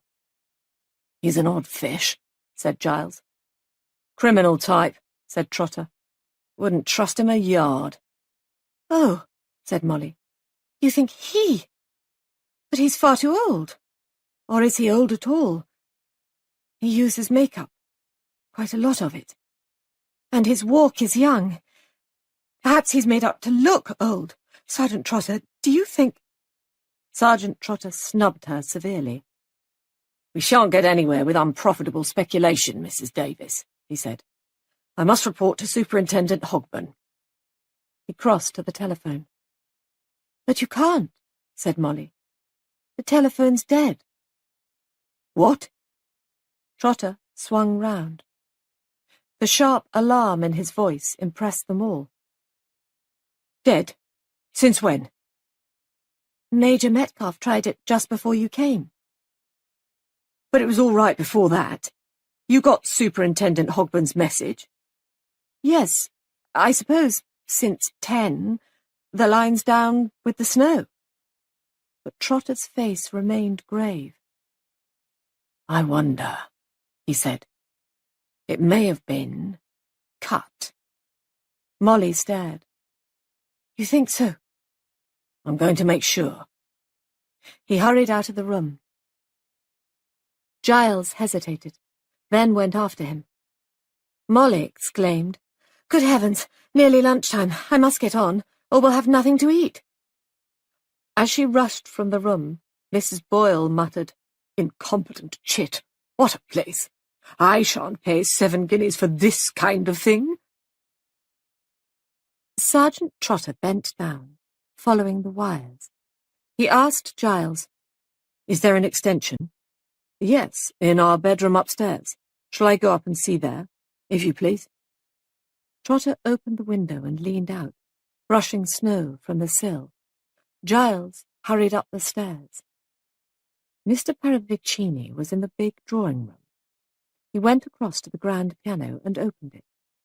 Sitting on the music stool, he picked out a tune softly with one finger. 3 blind mice, see how they run. Christopher Wren was in his bedroom. He moved about it, whistling briskly. Suddenly, the whistle wavered and died. He sat down on the edge of the bed.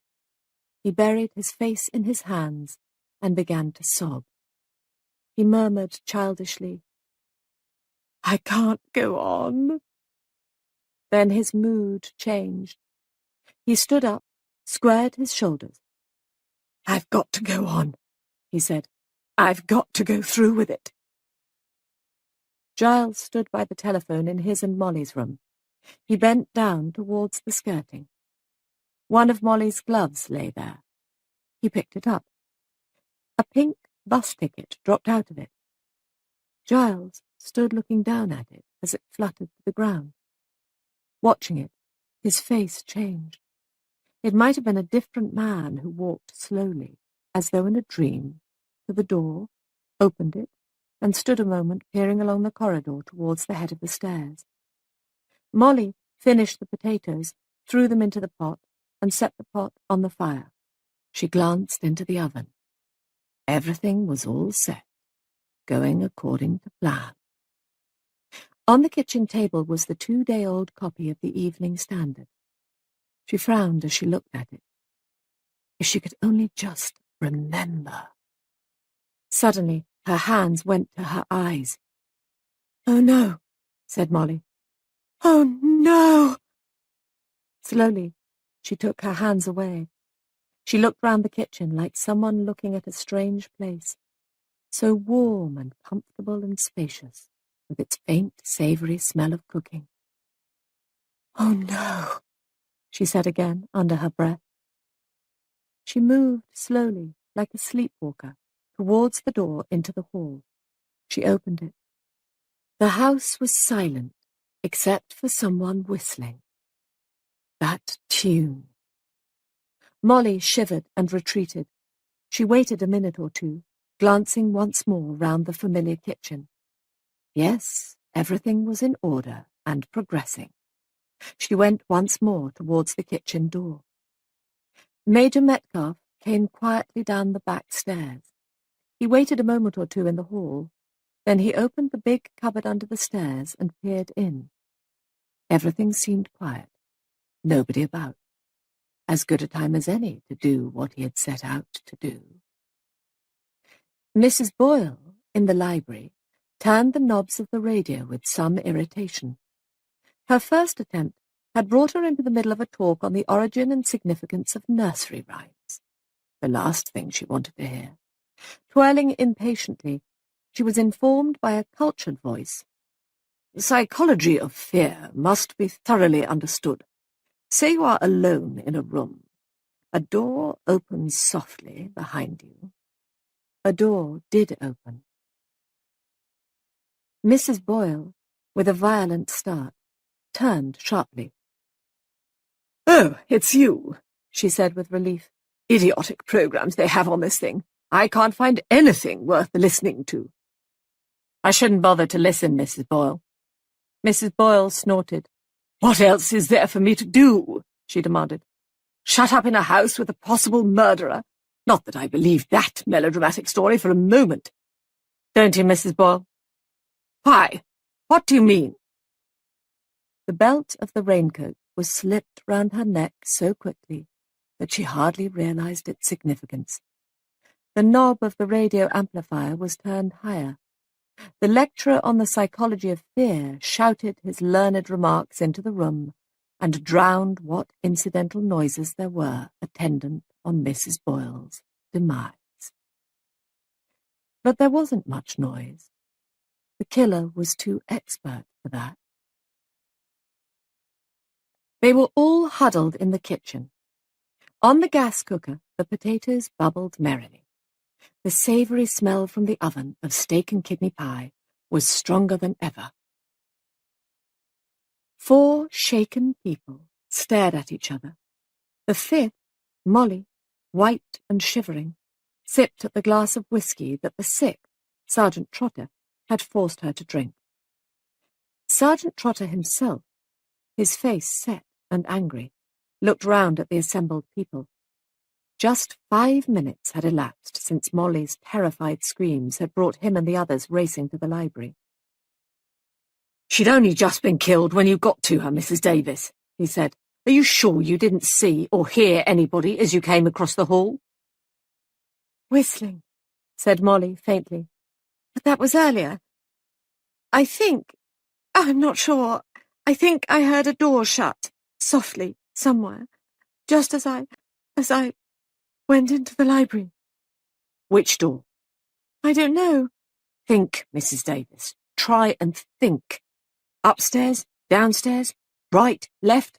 "I don't know, I tell you," cried Molly. "I'm not even sure I heard anything." "Can't you stop bullying her?" said Giles angrily. "Can't you see she's all in?" "I'm investigating a murder, Mr. Davis."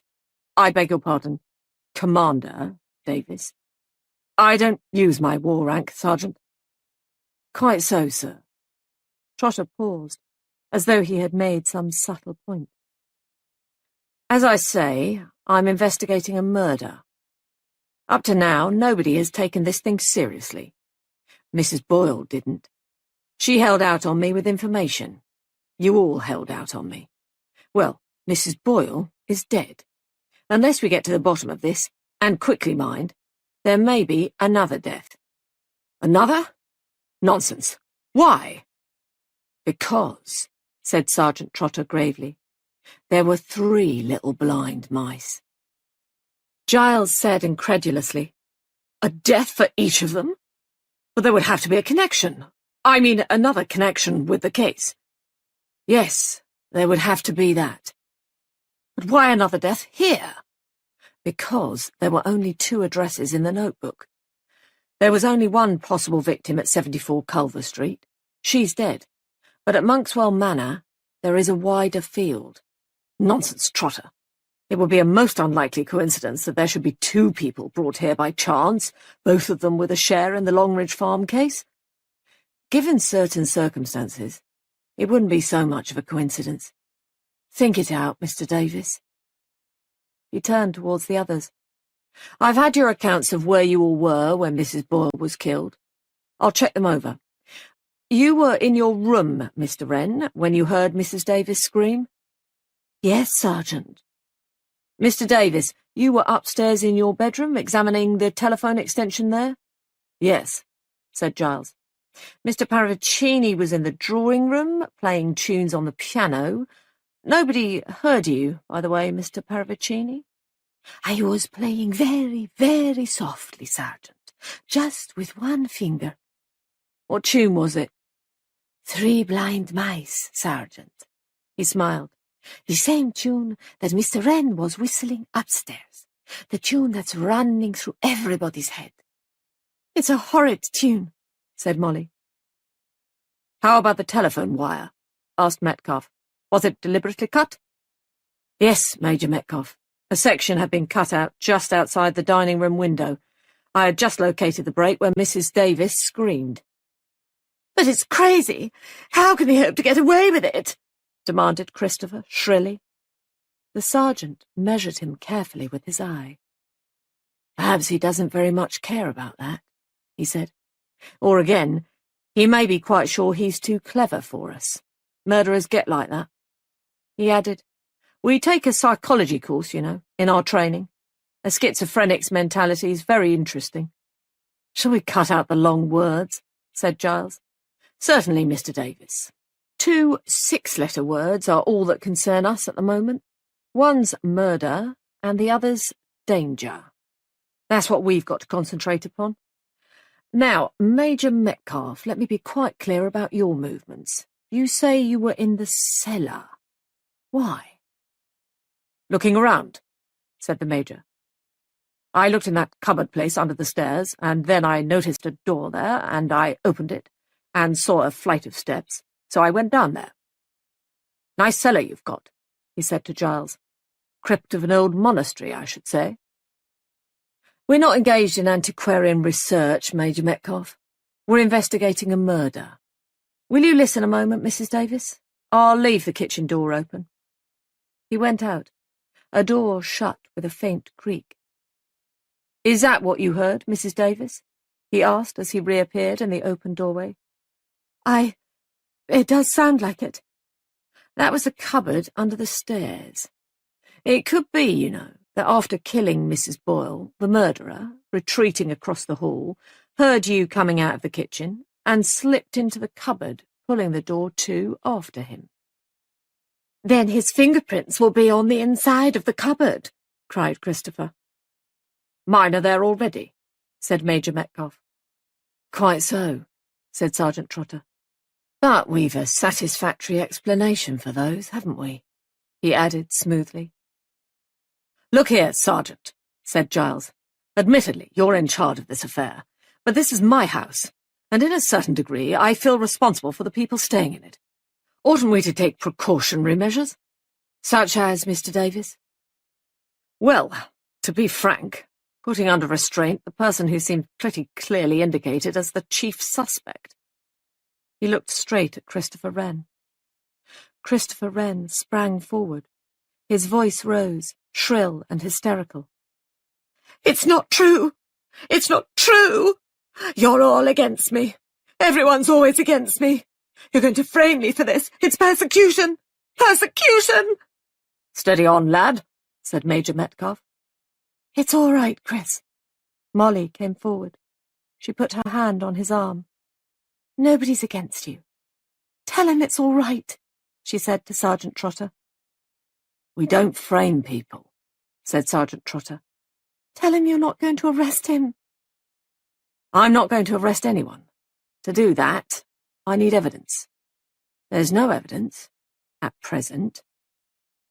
Giles cried out, "I think you're crazy, Molly. And you too, Sergeant. There's only one person who fits the bill, and—" "Wait, Giles, wait!" Molly broke in. "Oh, do be quiet! Sergeant Trotter, can I speak to you a minute?" "I'm staying," said Giles. "No, Giles, you too, please." Giles's face grew as dark as thunder. He said, "I don't know what's come over you, Molly."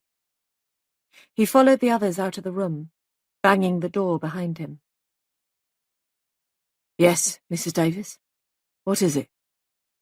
"Sergeant Trotter, when you told us about the Longridge Farm case, you seemed to think that it must be the eldest boy who is responsible for all this. But you don't know that." "That's perfectly true, Mrs. Davis. But the probabilities lie that way. Mental instability, desertion from the army, psychiatrist's report." "Oh, I know, and therefore it all seems to point to Christopher. But I don't believe it is Christopher. There must be other possibilities. Hadn't those 3 children any relations? Parents, for instance?" "Yes, the mother was dead, but the father was serving abroad." "Well, what about him? Where is he now?" "We've no information. He obtained his demobilization papers last year." "And if the son was mentally unstable, The father may have been too. That is so. So the murderer may be middle-aged or old. Major Metcalf, remember, was frightfully upset when I told him the police had rung up. He really was. Sergeant Trotter said quietly, Please believe me, Mrs. Davis. I've had all the possibilities in mind since the beginning. The boy, Jim, the father, even the sister. It could have been a woman, you know. I haven't overlooked anything. I may be pretty sure in my own mind, but I don't know yet. It's very hard, really, to know about anything or anyone, especially in these days. You'd be surprised what we see in the police force. With marriages, especially. Hasty marriages. War marriages. There's no background, you see. No families or relations to meet. People accept each other's word. Fellow says he's a fighter pilot or an army major. The girl believes him implicitly. Sometimes she doesn't find out for a year or two that he's an absconding bank clerk with a wife and family, or an army deserter. He paused and went on. I know quite well what's in your mind, Mrs. Davis. There's just one thing I'd like to say to you. The murderer's enjoying himself. That's the one thing I'm quite sure of. He went towards the door. Molly stood very straight and still, a red flush burning in her cheeks. After standing rigid for a moment or two, she moved slowly towards the stove, knelt down, and opened the oven door. A savoury, familiar smell came towards her.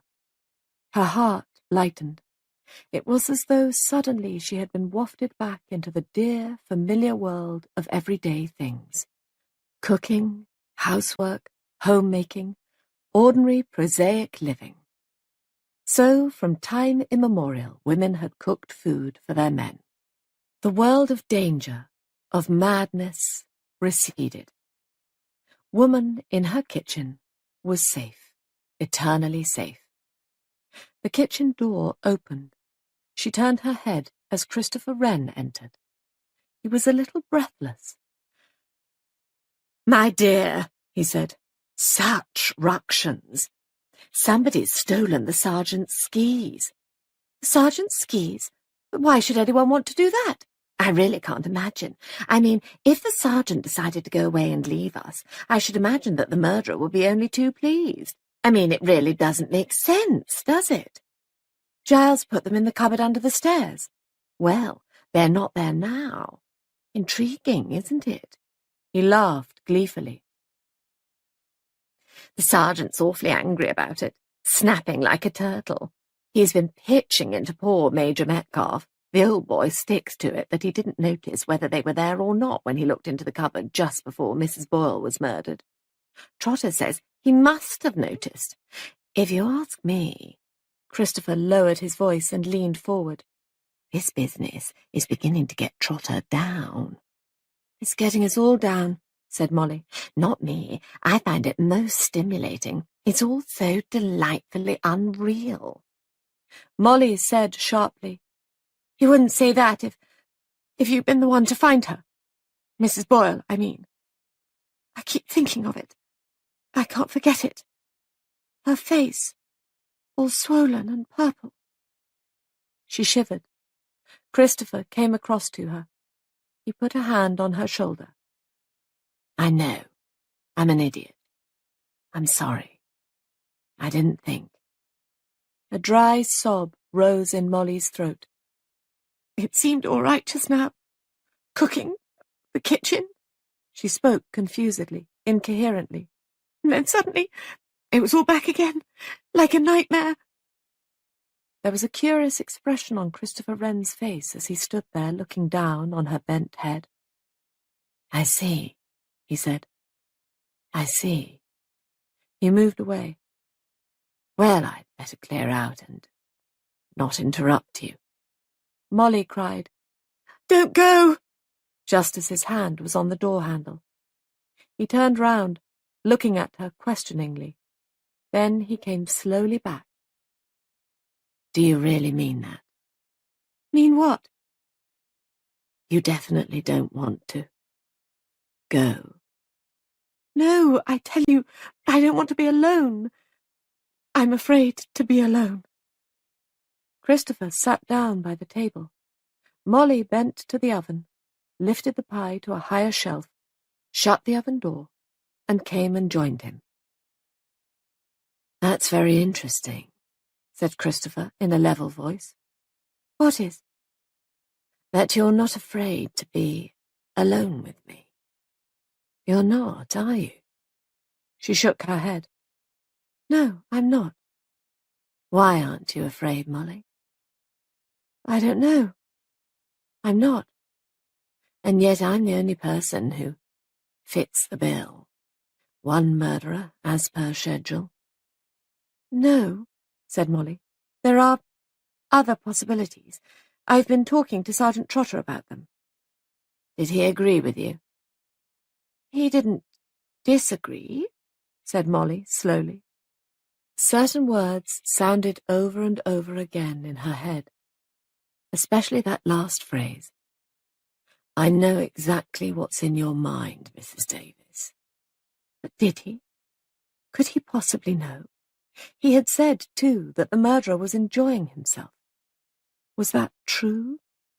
She said to Christopher, You're not exactly enjoying yourself, are you? In spite of what you said just now. Good God, no, said Christopher, staring. What a very odd thing to say. Oh, I didn't say it. Sergeant Trotter did. I hate that man. He puts things into your head, things that aren't true, that can't possibly be true. She put her hands to her head, covering her eyes with them. Very gently, Christopher took those hands away. Look here, Molly, he said. What is all this? She let him force her gently into a chair by the kitchen table.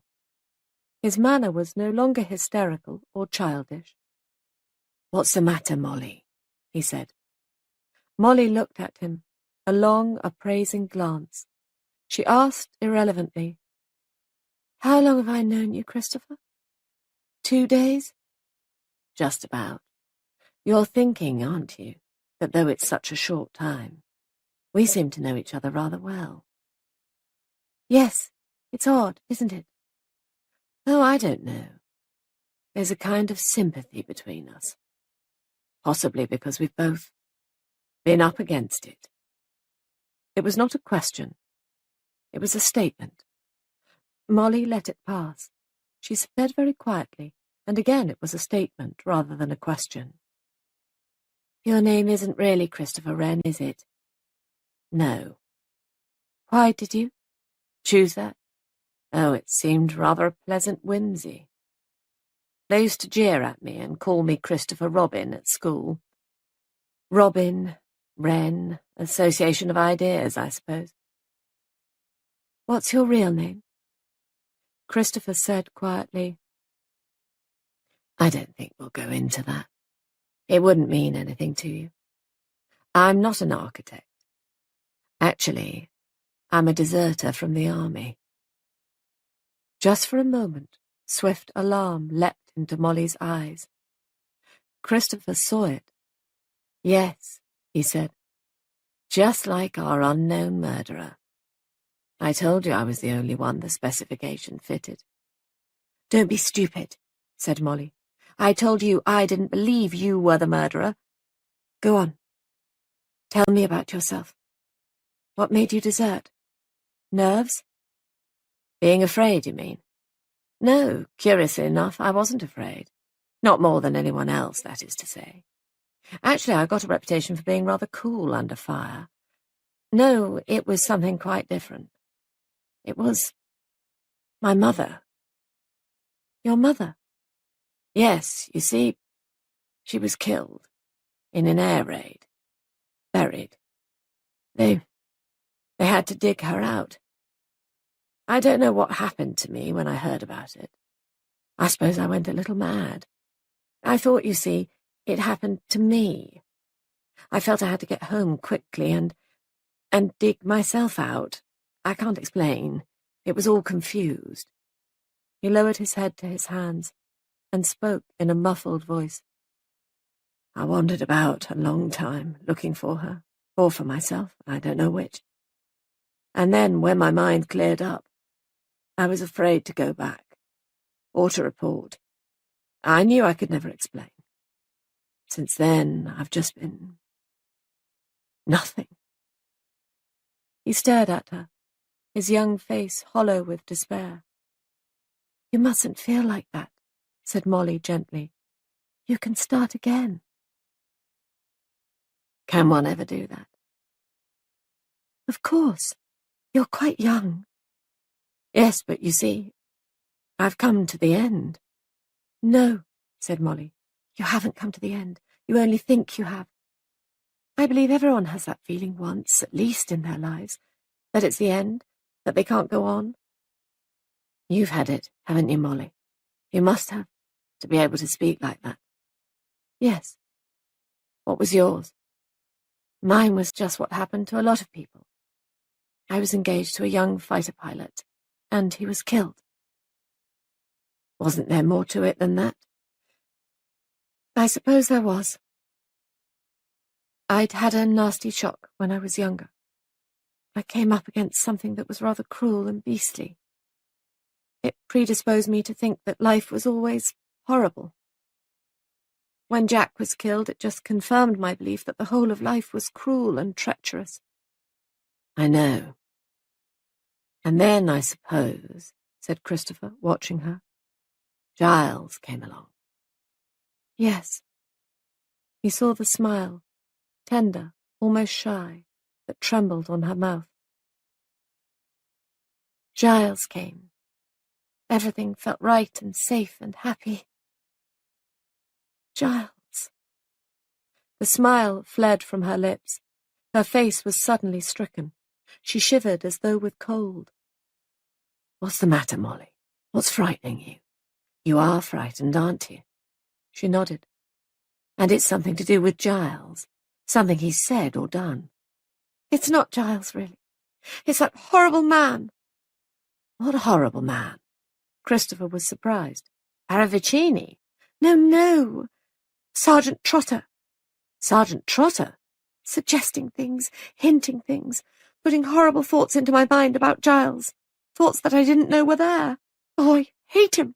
I hate him. Christopher's eyebrows rose in slow surprise. Giles? Giles? Yes, of course. He and I are much of an age. He seems to me much older than I am, but I suppose he isn't really. Yes, Giles might fit the bill equally well.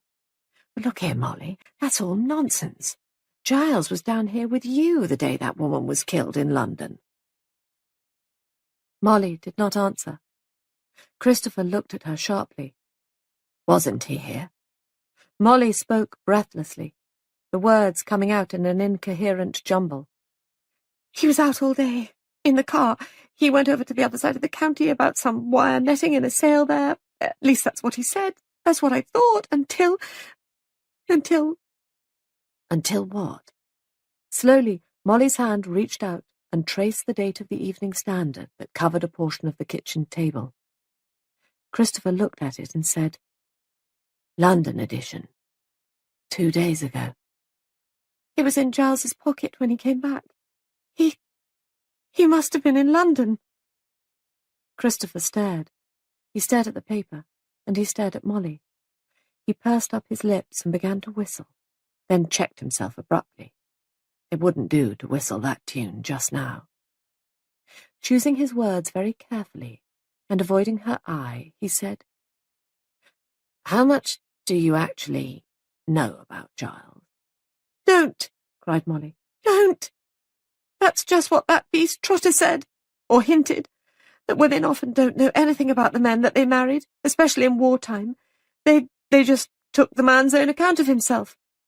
That's true enough, I suppose. Don't you say it too? I can't bear it. It's just because we're all in such a state, so worked up.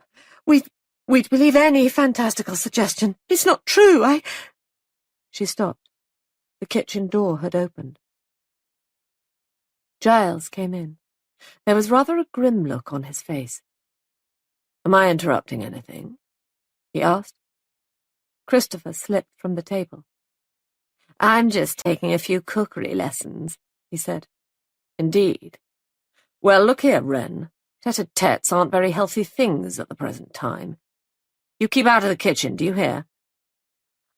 "Oh, but surely—" "You keep away from my wife, Wren. She's not going to be the next victim." "That," said Christopher, "is just what I'm worrying about."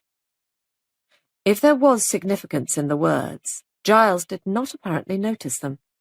He merely turned a rather darker shade of brick red. "I'll do the worrying," he said. "I can look after my own wife. Get the hell out of here." Molly said in a clear voice, "Please go, Christopher. Yes, really." Christopher moved slowly towards the door. "I shan't go very far," he said, and the words were addressed to Molly and held a very definite meaning. "Will you get out of here?" Christopher gave a high, childish giggle. "Aye, aye, Commander," he said. The door shut behind him. Giles turned on Molly. "For God's sake, Molly, haven't you got any sense? Shut in here alone with a dangerous homicidal maniac?" "He isn't the—" She changed her phrase quickly. "He isn't dangerous. Anyway, I'm on my guard. I can look after myself." Giles laughed unpleasantly. "So could Mrs. Boyle." "Oh, Giles, don't!" "Sorry, my dear, but I'm het up. That wretched boy. What you see in him I can't imagine." Molly said slowly, "I'm sorry for him." "Sorry for a homicidal lunatic?" Molly gave him a curious glance. "I could be sorry for a homicidal lunatic," she said. "Calling him Christopher, too. Since when have you been on Christian name terms?" "Oh, Giles, don't be ridiculous. Everyone always uses Christian names nowadays. You know they do." "Even after a couple of days? But perhaps it's more than that. Perhaps you knew Mr. Christopher Wren, the phony architect, before he came here. Perhaps you suggested to him that he should come here. Perhaps you cooked it all up between you." Molly stared at him. "Giles, have you gone out of your mind? What on earth are you suggesting?" "I'm suggesting that Christopher Wren is an old friend, that you're on rather closer terms with him than you'd like me to know."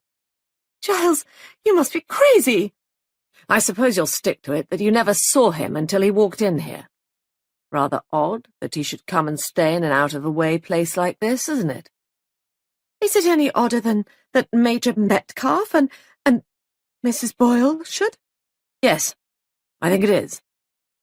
I've always read that these lunatics had a peculiar fascination for women. Looks as though it were true. How did you get to know him? How long has this been going on?" "You're being absolutely absurd, Giles. I never saw Christopher Wren until he arrived here." "You didn't go up to London to meet him 2 days ago and fix up to meet here as strangers?" "You know perfectly well, Giles, I haven't been up to London for weeks." "Haven't you? That's interesting." He fished a fur-lined glove out of his pocket and held it out. "That's one of the gloves you were wearing day before yesterday, isn't it? The day I was over at Salem getting the netting." "The day you were over at Salem getting the netting," said Molly, eyeing him steadily. "Yes, I wore those gloves when I went out." "You went to the village, you said. If you only went to the village, what is this doing inside that glove?" Accusingly, he held out a pink bus ticket. There was a moment's silence. "You went to London," said Giles. "All right," said Molly. Her chin shot up. "I went to London."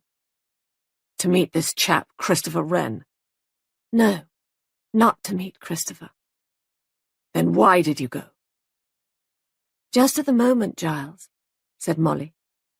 "I'm not going to tell you." "Meaning you'll give yourself time to think up a good story?" "I think," said Molly, "that I hate you." "I don't hate you," said Giles slowly, "but I almost wish I did. I simply feel that I don't know you anymore. I don't know anything about you." "I feel the same," said Molly. You're just a stranger, a man who lies to me. When have I ever lied to you? Molly laughed. Do you think I believe that story of yours about the wire netting? You were in London too that day. I suppose you saw me there, said Giles, and you didn't trust me enough. Trust you? I'll never trust anyone, ever, again. Neither of them had noticed the soft opening of the kitchen door. Mr. Paravicini gave a little cough. So embarrassing, he murmured. I do hope you young people are not both saying just a little more than you mean. One is so apt to in these lovers' quarrels. Lovers' quarrels, said Giles derisively. That's good. Quite so, said Mr. Paravicini. I know just how you feel. I have been through all this myself when I was a younger man. But what I came to say was that the inspector person is simply insisting that we should all come into the drawing room. It appears that he has an idea. Mr. Paravicini sniggered gently. The police have a clue. Yes, one hears that frequently. But an idea? I very much doubt it. A zealous and painstaking officer, no doubt, our Sergeant Trotter, but not, I think, over-endowed with brains. Go on, Giles, said Molly.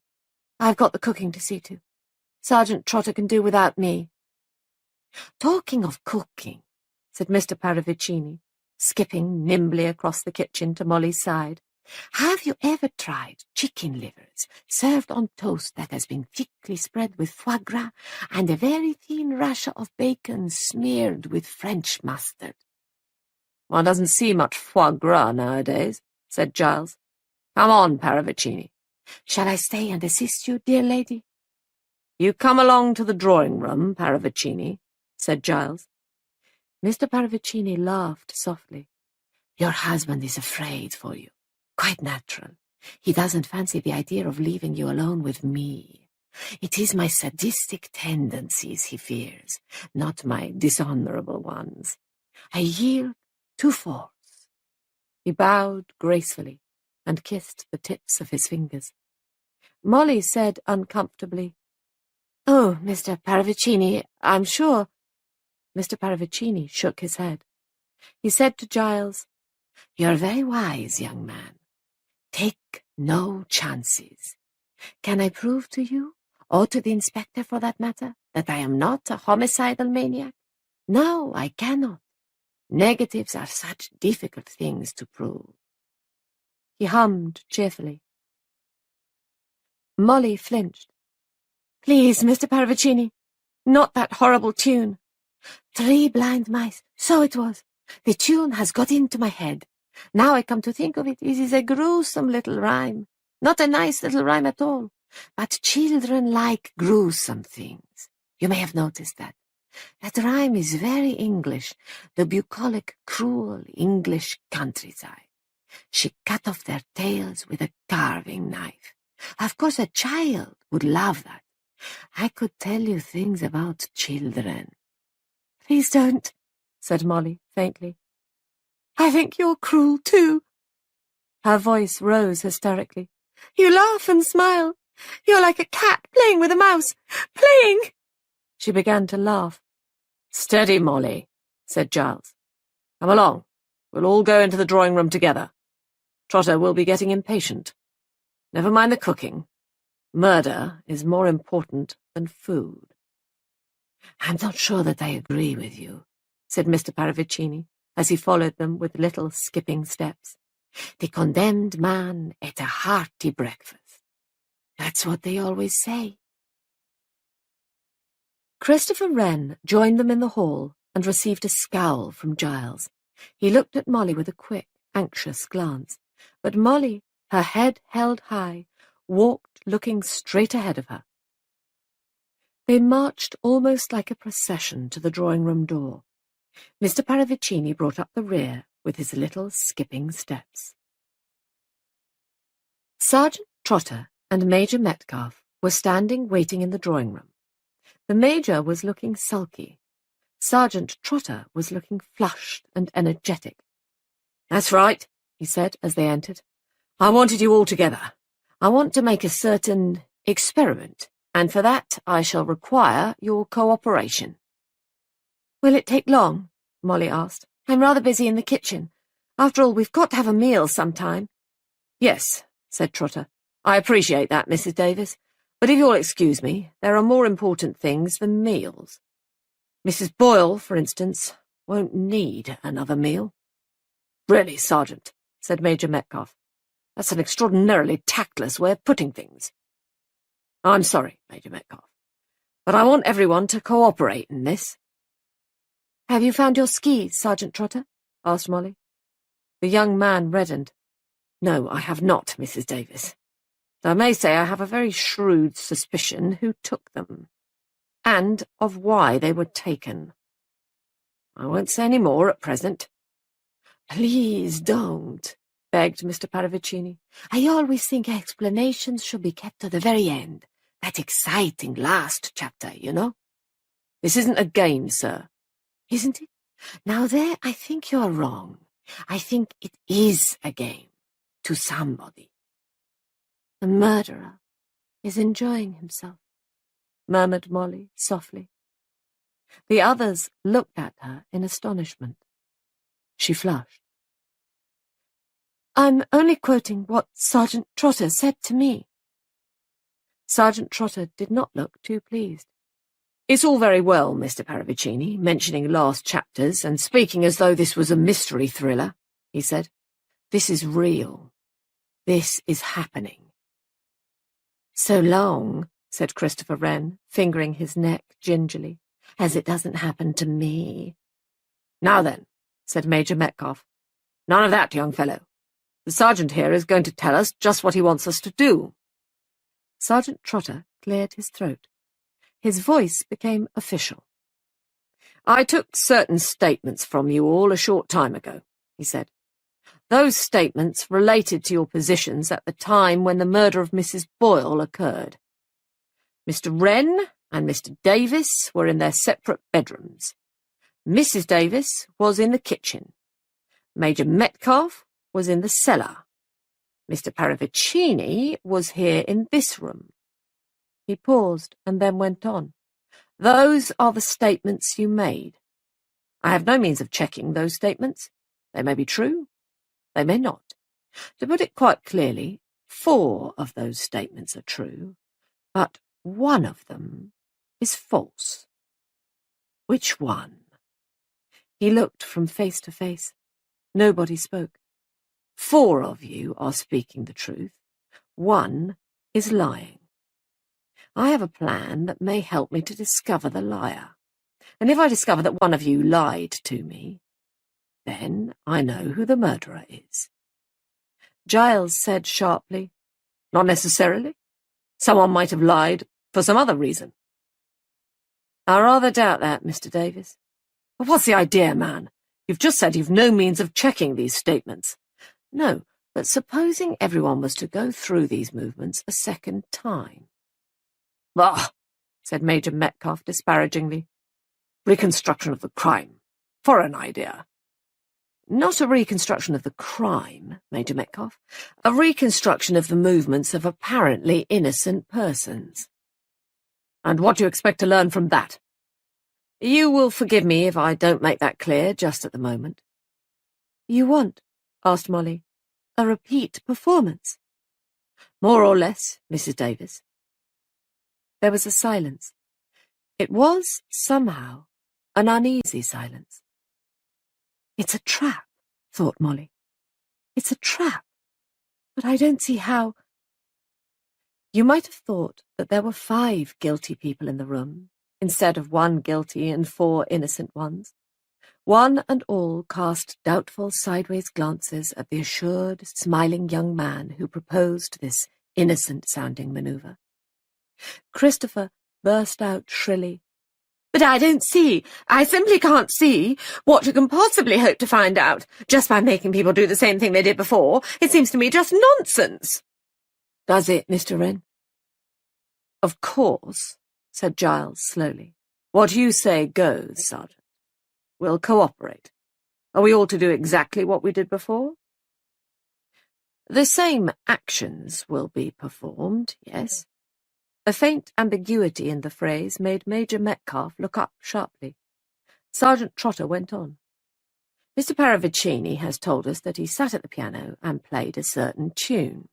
Perhaps, Mr. Paravicini, you would kindly show us exactly what you did do? But certainly, my dear Sergeant. Mr. Paravicini skipped nimbly across the room to the grand piano and settled himself on the music stool. The maestro at the piano will play the signature tune to a murder, he said with a flourish. He grinned, and with elaborate mannerisms, he picked out with one finger the tune of 3 Blind Mice.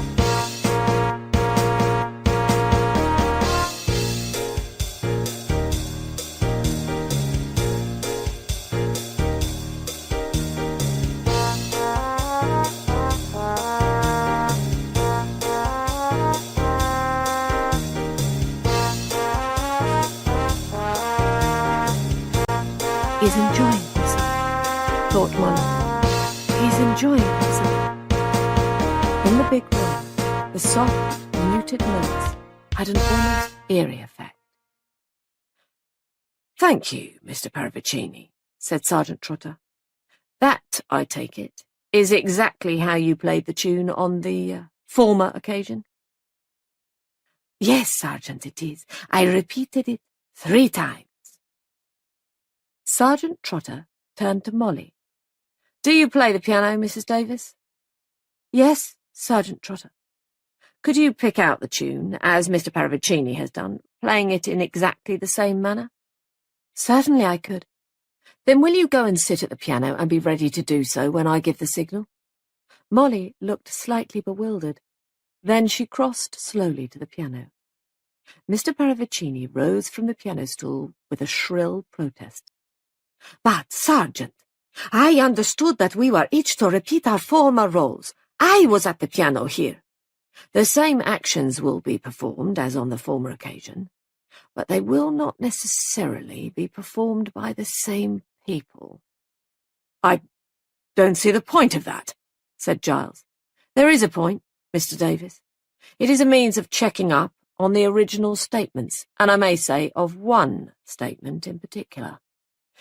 Now then, please, I will assign you your various stations. Mrs. Davis will be here at the piano. Mr. Wren, will you kindly go to the kitchen? Just keep an eye on Mrs. Davis's dinner. Mr. Paravicini, will you go to Mr. Wren's bedroom?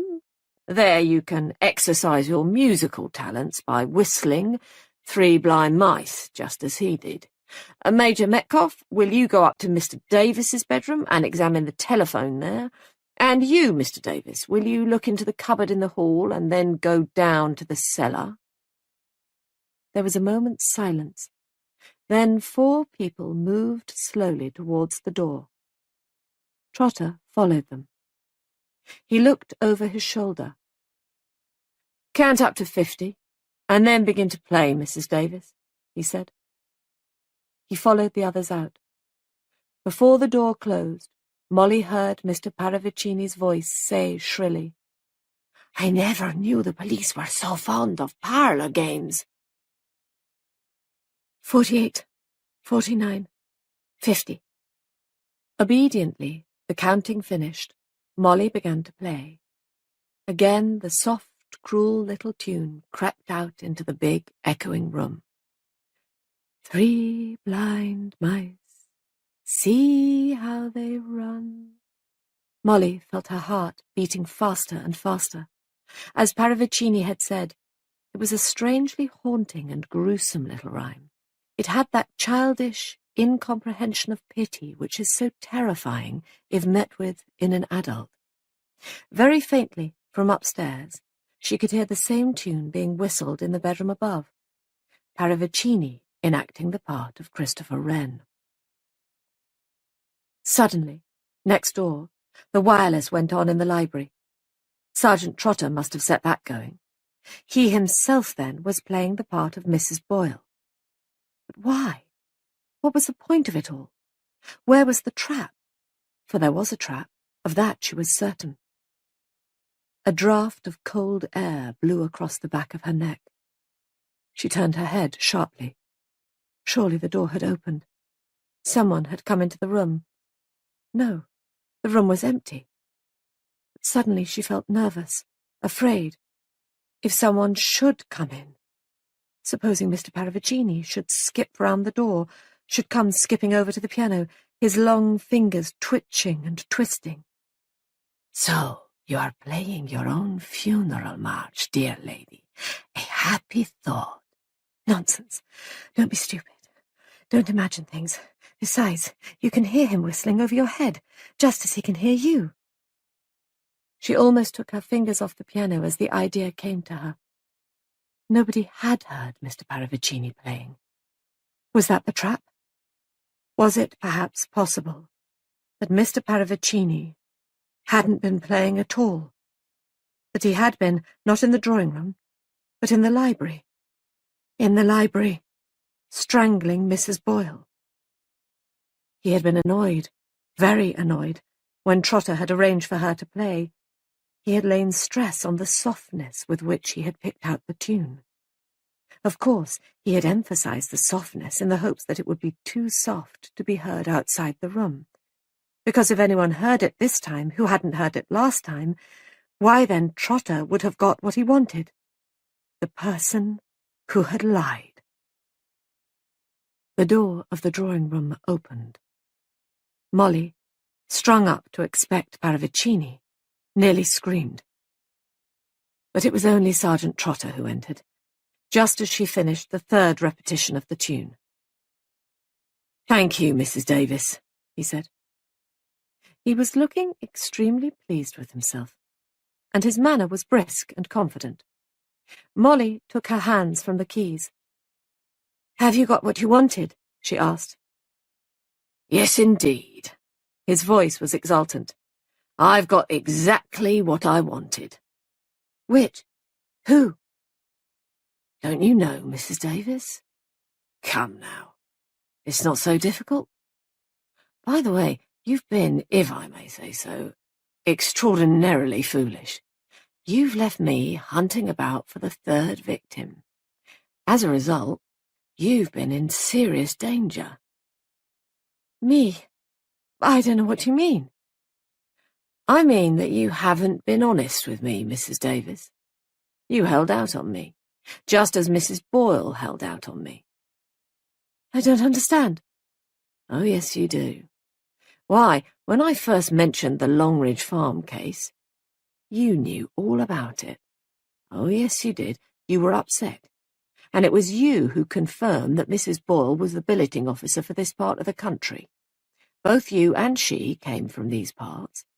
So when I began to speculate who the third victim was likely to be, I plumped at once for you. You'd shown first-hand knowledge of the Longridge Farm business. We policemen aren't so dumb as we look, you know." Molly said in a low voice. "You don't understand. I didn't want to remember." "I can understand that." His voice changed a little. "Your maiden name was Wainwright, wasn't it?" "Yes." "And you're just a little older than you pretend to be. In 1940, when this thing happened, you were the school teacher at Abbey Vale School." "No." "Oh, yes, you were, Mrs. Davis." "I wasn't, I tell you." "The child who died managed to get a letter posted to you. He stole a stamp. The letter begged for help. Help from his kind teacher. It's a teacher's business to find out why a child doesn't come to school. You didn't find out. You ignored the poor little devil's letter." "Stop!" Molly's cheeks were flaming. "It's my sister you're talking about. She was the schoolmistress, and she didn't ignore his letter. She was ill, with pneumonia. She never saw the letter until after the child was dead.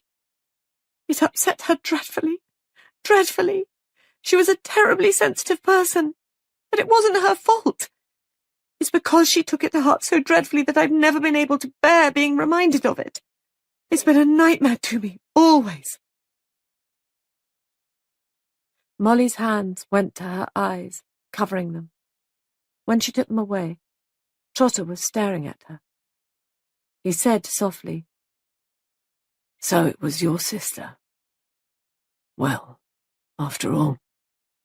He gave a sudden queer smile. "It doesn't much matter, does it? Your sister, my brother." He took something out of his pocket. He was smiling now, happily. Molly stared at the object he held. "I always thought the police didn't carry revolvers," she said. "The police don't," said the young man. He went on, "But you see, Mrs. Davis, I'm not a policeman. I'm Jim. I'm Georgie's brother. You thought I was a policeman because I rang up from the call box in the village and said that Sergeant Trotter was on his way. Then I cut the telephone wires outside the house when I got here, so that you shouldn't be able to ring back to the police station." Molly stared at him. The revolver was pointing at her now. "Don't move, Mrs. Davis. And don't scream, or I pull the trigger at once." He was still smiling. It was, Molly realized with horror, a child's smile. And his voice, when he spoke, was becoming a child's voice. "Yes," he said. "I'm Georgie's brother. Georgie died at Longridge Farm. That nasty woman sent us there. And the farmer's wife was cruel to us. And you wouldn't help us. 3 little blind mice. I said then I'd kill you all when I grew up. I meant it. I've thought of it ever since." He frowned suddenly. "They bothered me a lot in the army. That doctor kept asking me questions. I had to get away. I was afraid they'd stop me doing what I wanted to do. But I'm grown up now. Grown-ups can do what they like." Molly pulled herself together. "Talk to him," she said to herself. "Distract his mind." "But Jim, listen," she said. "You'll never get safely away." His face clouded over. "Somebody's hidden my skis. I can't find them." He laughed. "But I dare say it will be all right. It's your husband's revolver. I took it out of his drawer. I dare say they'll think he shot you. Anyway, I don't much care.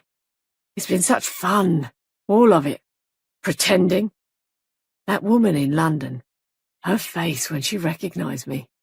That stupid woman this morning." He nodded his head. Clearly, with eerie effect, came a whistle.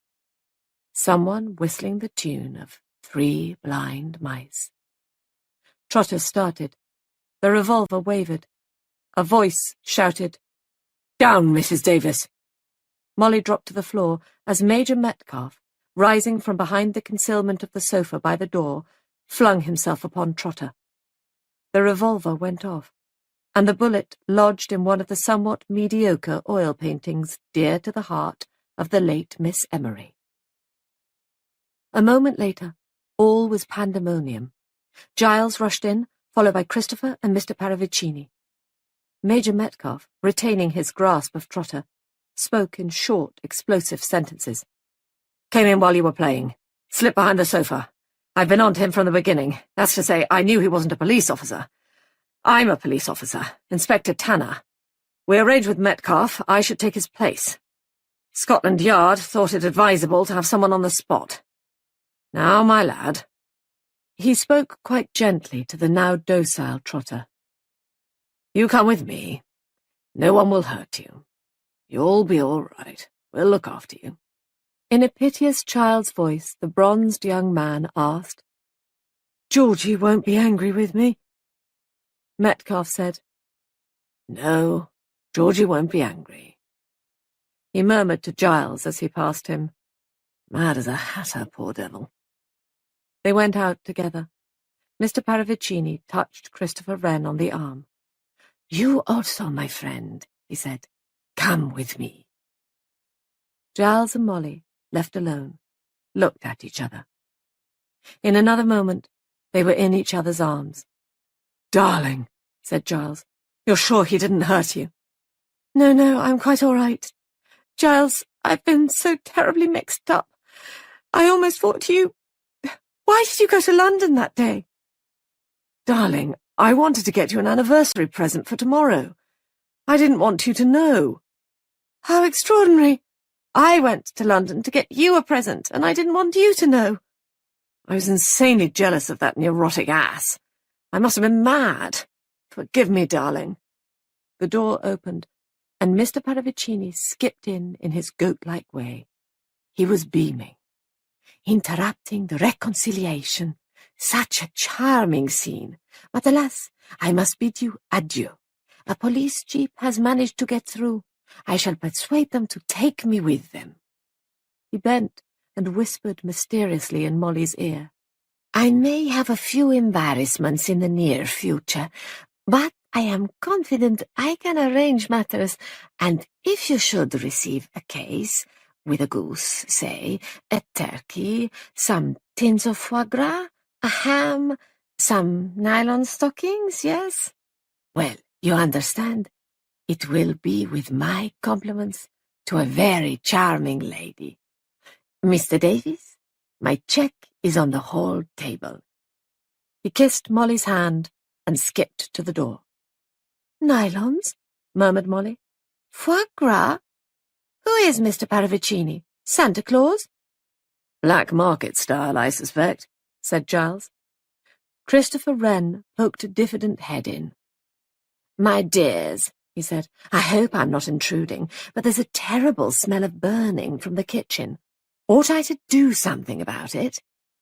With an anguished cry of, My pie! Molly fled from the room.